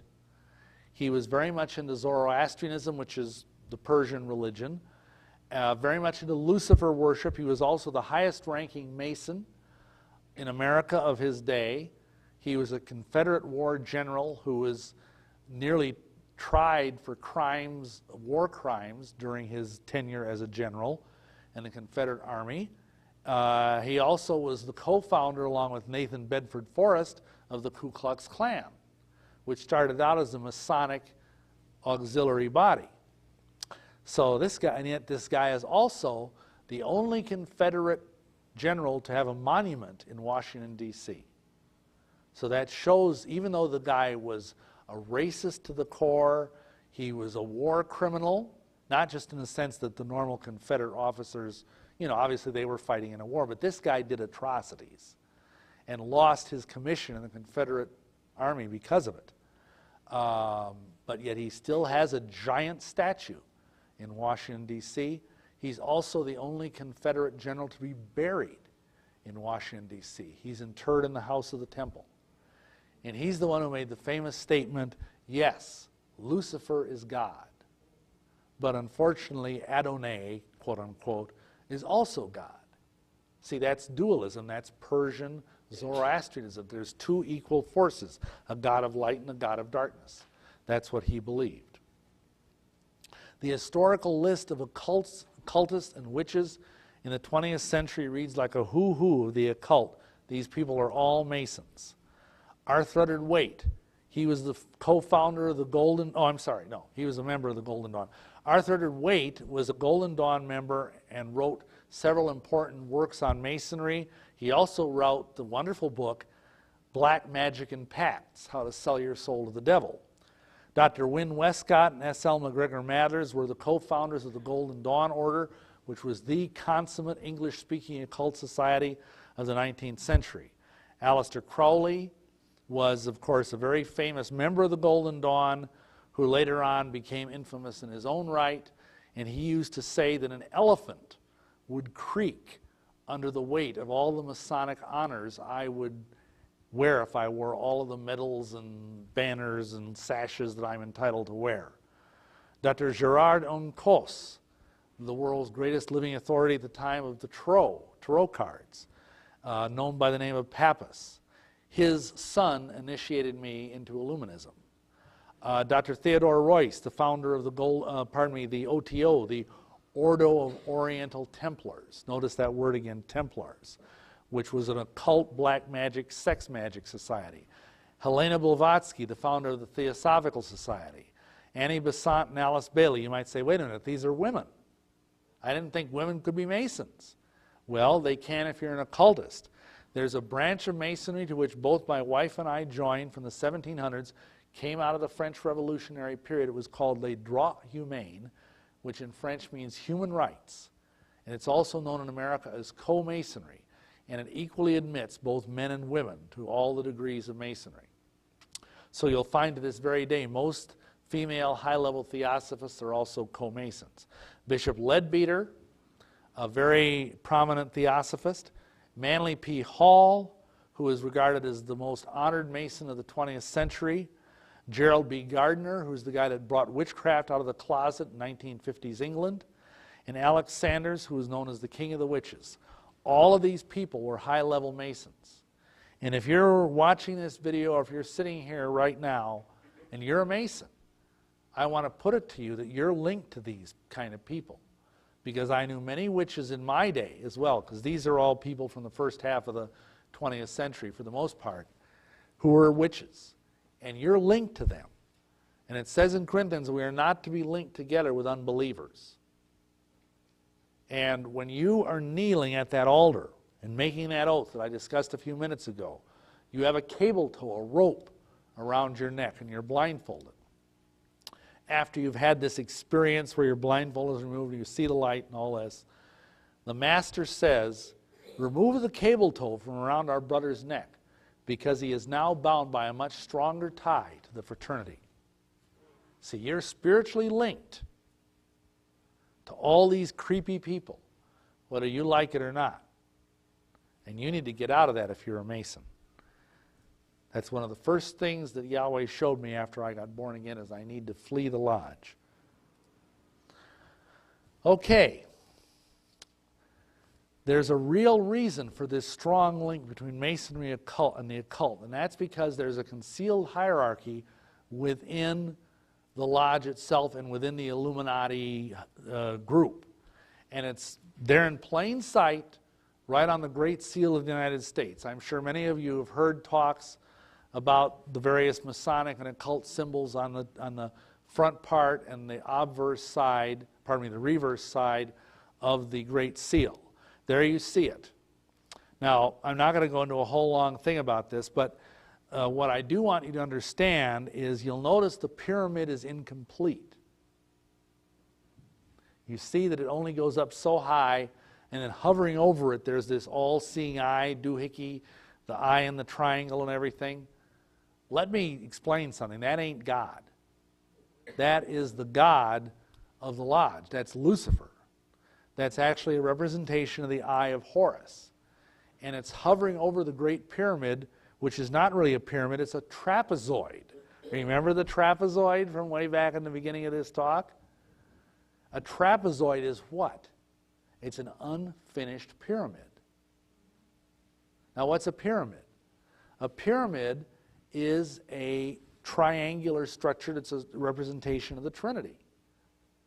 See, this is an expression of Lucifer wanting to come down and take over the position of the Almighty. That's what he's wanted to do from the beginning, Isaiah 14, you know. So, concealed in this, though, see, the frustum is what a trapezoid is called in architecture. It's called a frustum. And this is the most sacred geometrical form in Satanism. And there it is on our dollar bill. There it is on the reverse of the Great Seal. The trapezoid appears frequently in Freemasonry. And that's because it's a symbol of the lack of, they think it means the lack of the Almighty. And so they worship it. And there's a belief within Satanism, which I have found to be true, that essentially the geometric space, which is most conducive to demonic presence, is a trapezoidal shaped building. Like, for example, a classical haunted house with mansard roofs, where the angles are out of true. And we found this in years of ghost busting, both before salvation and after salvation, that the typical haunted house will always have trapezoidal angles.